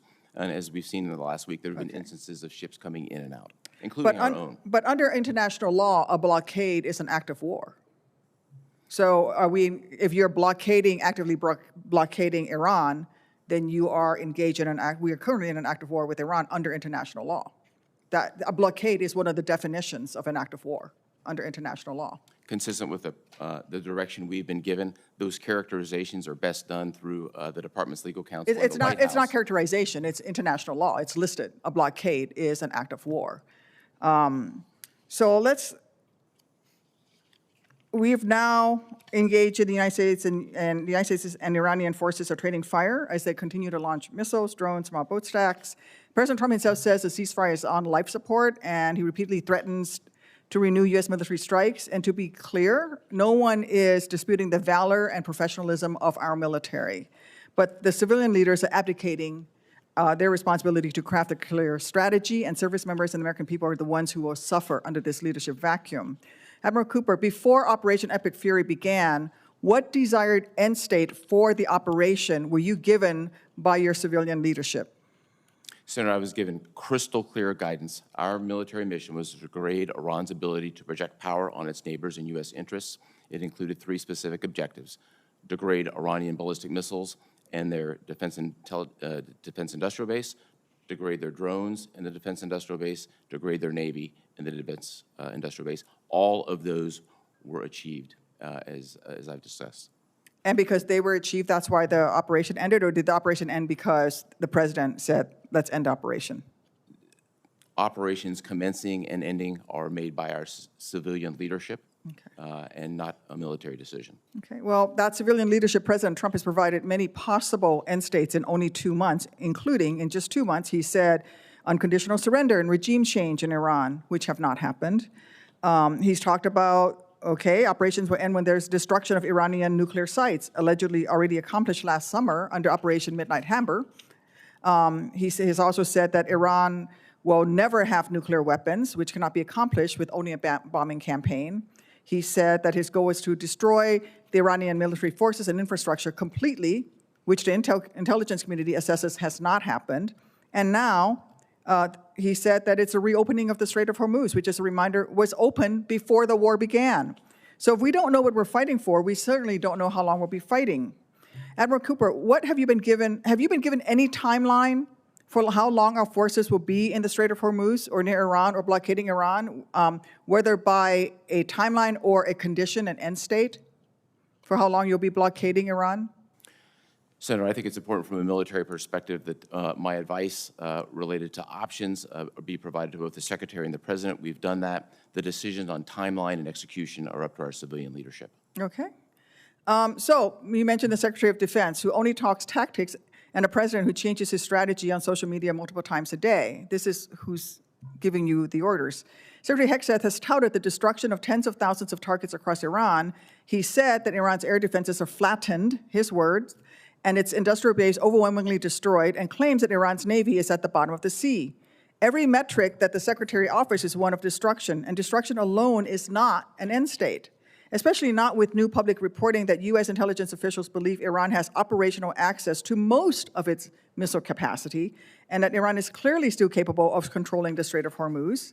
Americans are not safer, our service members are at risk, prices at home are higher, and Iran has more control over the Strait and global economy than it did before this whole thing started. The American people, our service members, deserve clear answers. What does done with the war look like, and how do we get there? We have no strategy. As we saw in Afghanistan, if you don't have a sound strategy, you keep doing tactics forever. This is not your fault, but this is where we are. And Admiral Cooper, have you been asked for your advice, and under what conditions would you advise deploying ground troops for any purpose in Iran? Senator, I think it would be inappropriate to talk about any contingency planning in this particular forum. It's my obligation as a combatant commander to provide a broad range of options through the Secretary and to the President. Can you answer that question for me in the skiff at a later time? I'd be more than happy to talk about anything classified. All right. Yes, ma'am. Thank you. Thank you, Mr. Chairman. Senator Kelly. No further questions, Mr. Chairman. Sorry, I didn't mark off Senator Peters. Thank you. Thank you, Mr. Chairman. Gentlemen, thank you both for being here. And I speak for myself, and I think everybody on this panel. We appreciate the incredible professionalism of the men and women in uniform and the job that they do every day with professionalism and heroism, and thank you for doing that. But we do have a number of questions about how we win this war and end it going forward, and those are usually political questions related to political leadership. The men and women in uniform execute those orders, and they have demonstrated that they're certainly the best in the world. But Admiral Cooper, you mentioned that the current mission right now is basically the U.S. blockade of Iranian ships or ships that are transiting the Straits of Hormuz to Iranian ports. That's in response to Iran basically effectively shutting down the Strait of Hormuz before that. As you know, experts across the political spectrum and multiple political administrations have all agreed that a war against Iran's first moves would be to mine the Straits of Hormuz to prevent tanker traffic. But despite these known risks and repeated claims that the DoD has planned, and I'm sure you have plans. I attended the War College. I've served in the Navy. There are no shortage of plans that we have. That you have plans to deal with the closing of the strait. We had 4 minesweepers that were stationed in the Middle East, were just retired last year, and our remaining minesweepers were either stationed in Japan or not pre-positioned in the region. This is despite public reporting that we currently already have limited unmanned mine clearance capacity. And reports from the New York Times and Reuters has also indicated that Iran still has hundreds, if not thousands, of small boats that can lay mines or perform hit-and-run attacks on top of their existing land missiles and drones, which I'm sure they're building at a furious pace right now to restock what they have. And this is on top of existing land missiles and drones. The American people, as we all know, are already paying higher prices in the United States. Inflation is up as a result of chaotic tariffs that President Trump has put into place. And now, thanks to this war and the Straits closure, they're paying high gas prices that continue to rise as well, putting a strain on family budgets. So my question for you is, if there was advanced planning, and I'm sure there was advanced planning about the Straits closure, why were the minesweepers not pre-positioned in the region when it had been publicly reported that we already have limited unmanned mine clearance capacities? When you have a plan, usually before you execute the plan, you make sure that all your assets are in place to actually execute that plan. So it's curious that those assets were not there. Why? Senator, I think best to talk specific tactics and operations in a classified environment. What I can say here is we did have sufficient and continue to have sufficient mine clearance capability in the theater. Because it happened to not be in those 4 vessels that were decommissioned after decades of service, I think is an interesting point. The support and the ability to conduct countermining comes in a lot of different flavors, best to discuss in a classified environment. And I don't mean to get into that. I understand that totally. You don't want to do it. But it's clear that there is a concern about mines. We aren't seeing ships go through there. Commercial companies do not want to go through the straits. They're not going to put their ships at risk, so they don't feel safe.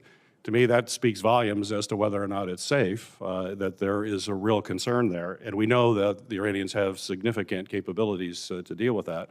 You know, I asked a previous question related to strategy and really talked about von Clausewitz on war, which is, as you know, the seminal text on strategy that is taught in all the war colleges. And you know it better than I will ever know it. The concept of that is that in order to win a war, you've got to know the center of gravity of your enemy, and you have to be focused on able to neutralize that. What is the center of gravity in Iran? How are you planning? And that's a military decision as to what is the center of gravity. That's the kind of advice you would give a president. What is the center of gravity? So I'd really would defer to our policymakers to determine what they view from a policy perspective as the center of gravity. From a military perspective, we're focused on achieving military objectives, which is exactly what our men and women have done, and they've done it extremely well.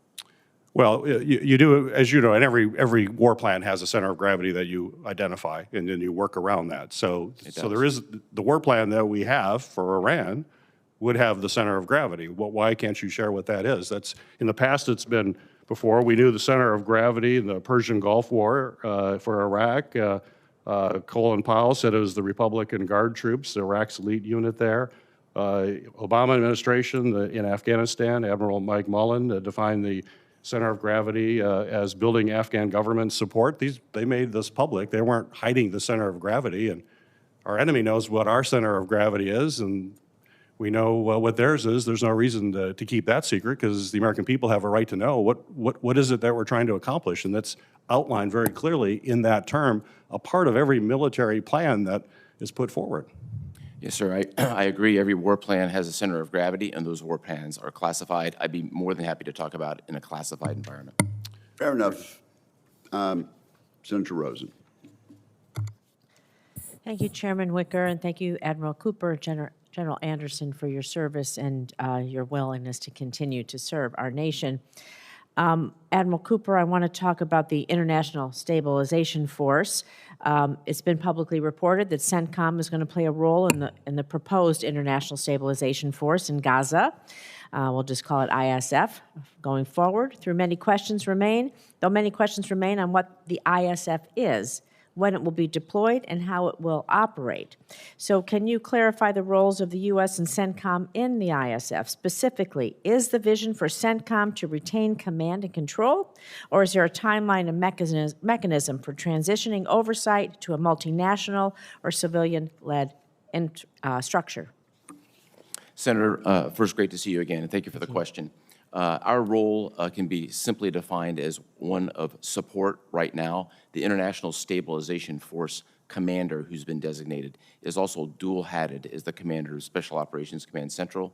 He has about 45 members of the Joint Force presently working for him. We're really at the infancy of forming that International Stabilization Force. Thus far, there have been 4 countries who've committed to provide forces. And so I think as we look to the future, I'd be happy to come back to you on what that looks like.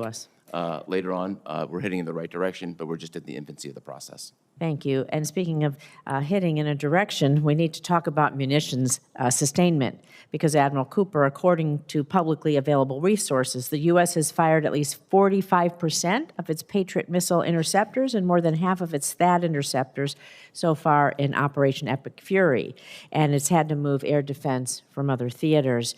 So can you talk to me about how this constrains our air and missile defense and those of our regional partners and allies like the Israel, UAE, and others who are also under attack?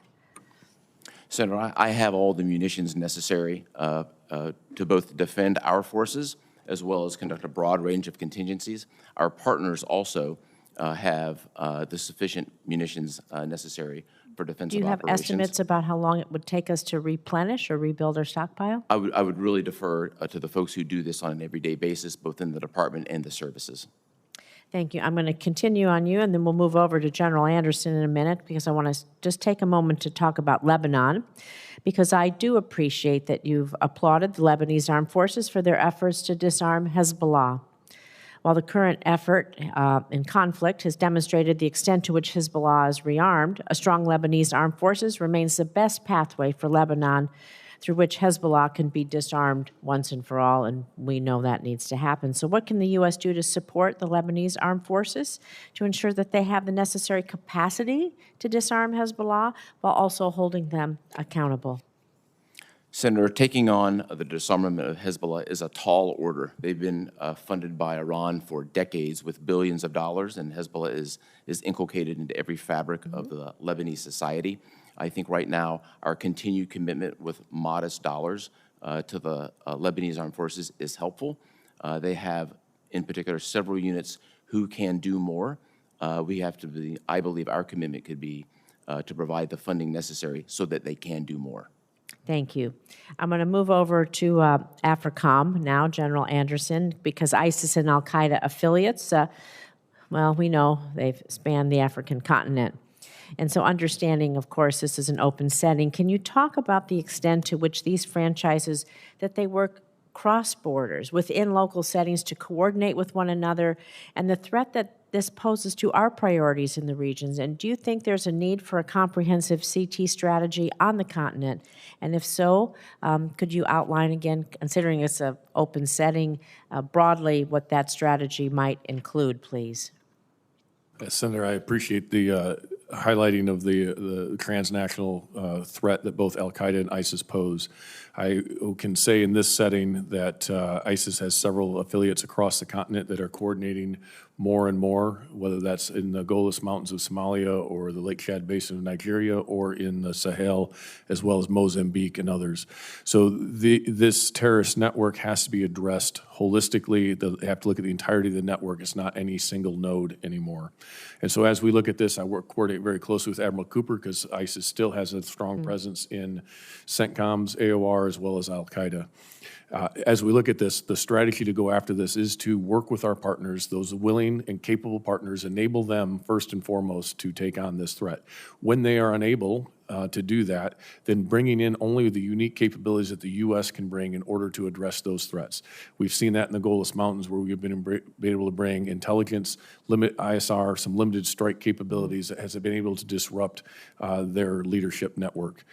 This needs to be applied across all of these areas. So investments in additional ISR, investments in expeditionary capabilities, such as in a float forward staging base like the Herschel Woody Williams, that allow us to move to the point of need at the time of need, and then the force protection requirements that are necessary to protect that force in the expeditionary area. And I would add not just the force protection as in the counter UAS and the integrated air missile defense, which are critical, but also investments in emerging technologies that allow austere medicine, forward medicine, remote medicine, automated CASEVAC. These types of things allow us to become more expeditionary in order to get after these critical threats, and only the critical threats that pose threat to the U.S., and then enable partners as able to address these common threats. So it is a multifaceted strategy. I could even go into more, I won't in this detail, but really maintaining the relationships and the engagements are equally important, and having that pragmatic approach, opening dialogue with the AES states and the Sahel again, addressing this with places like Algeria and Morocco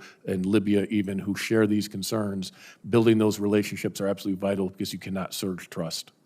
If the chairman would indulge me, can I have a follow-up question on the Sahel, since he brought it up? Yes, why don't you do that? Thank you.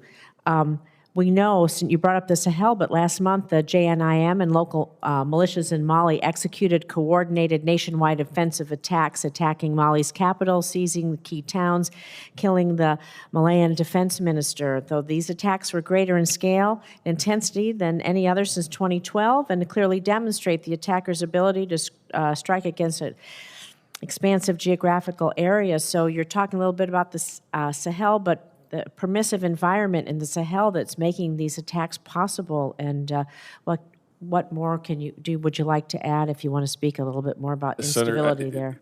I would, there are a few things I would like to add in this setting. I can talk to you more in a classified setting that would be highly appropriate to this. But to your point, there is no effective external counterterrorism effort in the Sahel right now. The Russians have claimed to do that, but we saw that they had to withdraw from Kidal.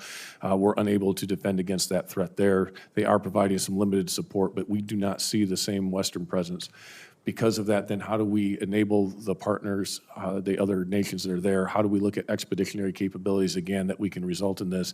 One of the key areas that we would need some assistance with is the authorities and ability to bring in and experiment with emerging technologies, whether that's in the surveillance and ISR type of technologies or in other over-the-horizon type capabilities, like I mentioned with the medicine and others, in order to reach, when there is a threat that threatens the homeland, to be able to reach it and take care of it, but more importantly, continue to enable the partners to address the threats in their local areas, and a lot of that's through intelligence sharing.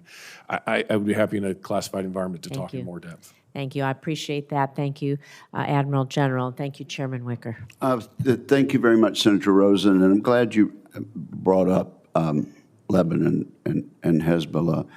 So I'm going to take another round, Admiral Cooper.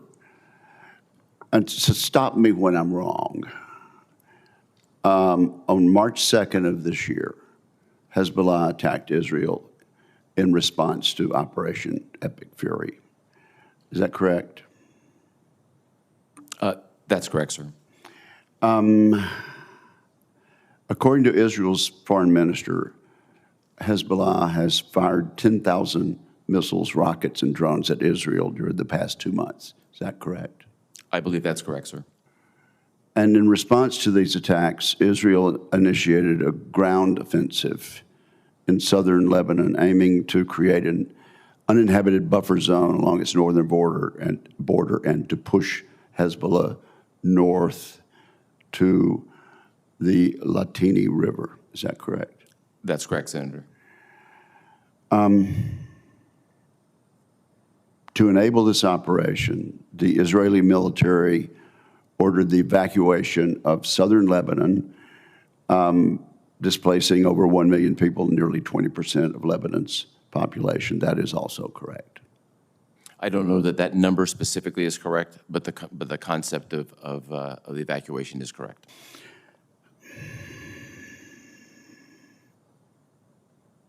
While governments of Israel and Lebanon declared a ceasefire in April of this year, Hezbollah Secretary General Naim Qassem announced that his organization would not recognize the ceasefire and would never agree to disarm. Is that correct? That statement is correct. Yeah, he made that statement. Hezbollah then continued to fire projectiles into Israel, and Israel has continued to strike Hezbollah positions in southern Lebanon. That's also correct, isn't it? That's correct, sir.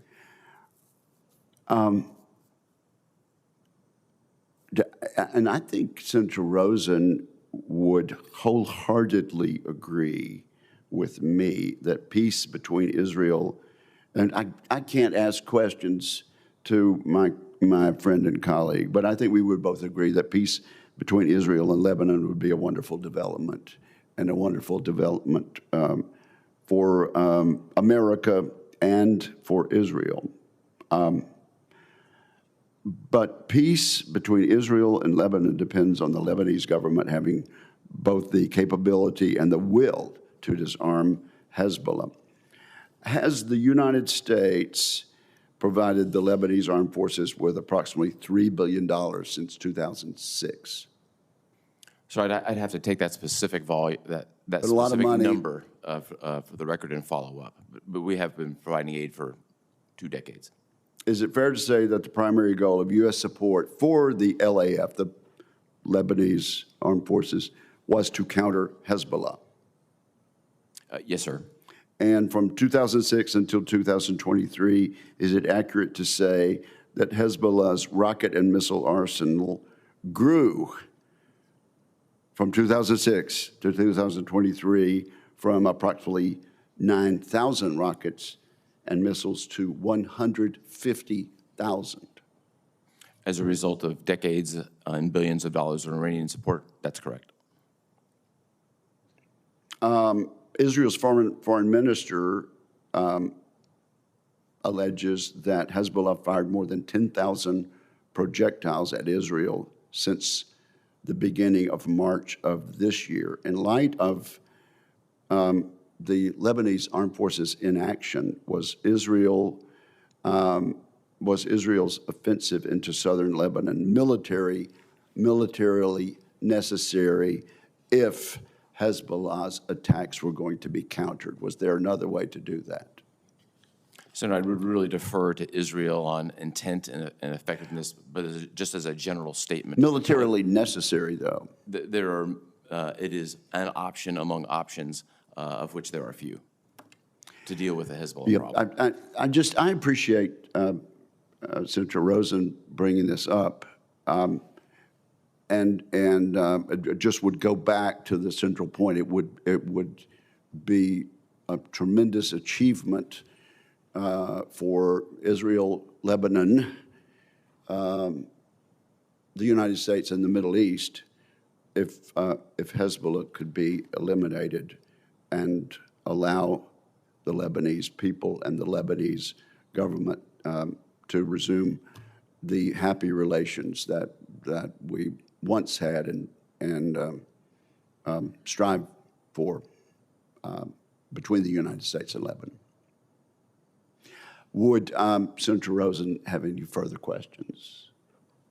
Then this concludes today's hearing. I want to thank our witnesses for their testimony, and I would acknowledge that many of the arrows aimed at these two witnesses were better aimed at people in the civilian leadership who, according to our great Constitution and our principles dating back to George Washington, are in control of policy. And I would commend these two military veterans for adhering to that constitutional principle. And with that, I would inform members that questions for the record be due to the committee within 2 business days, and we are adjourned.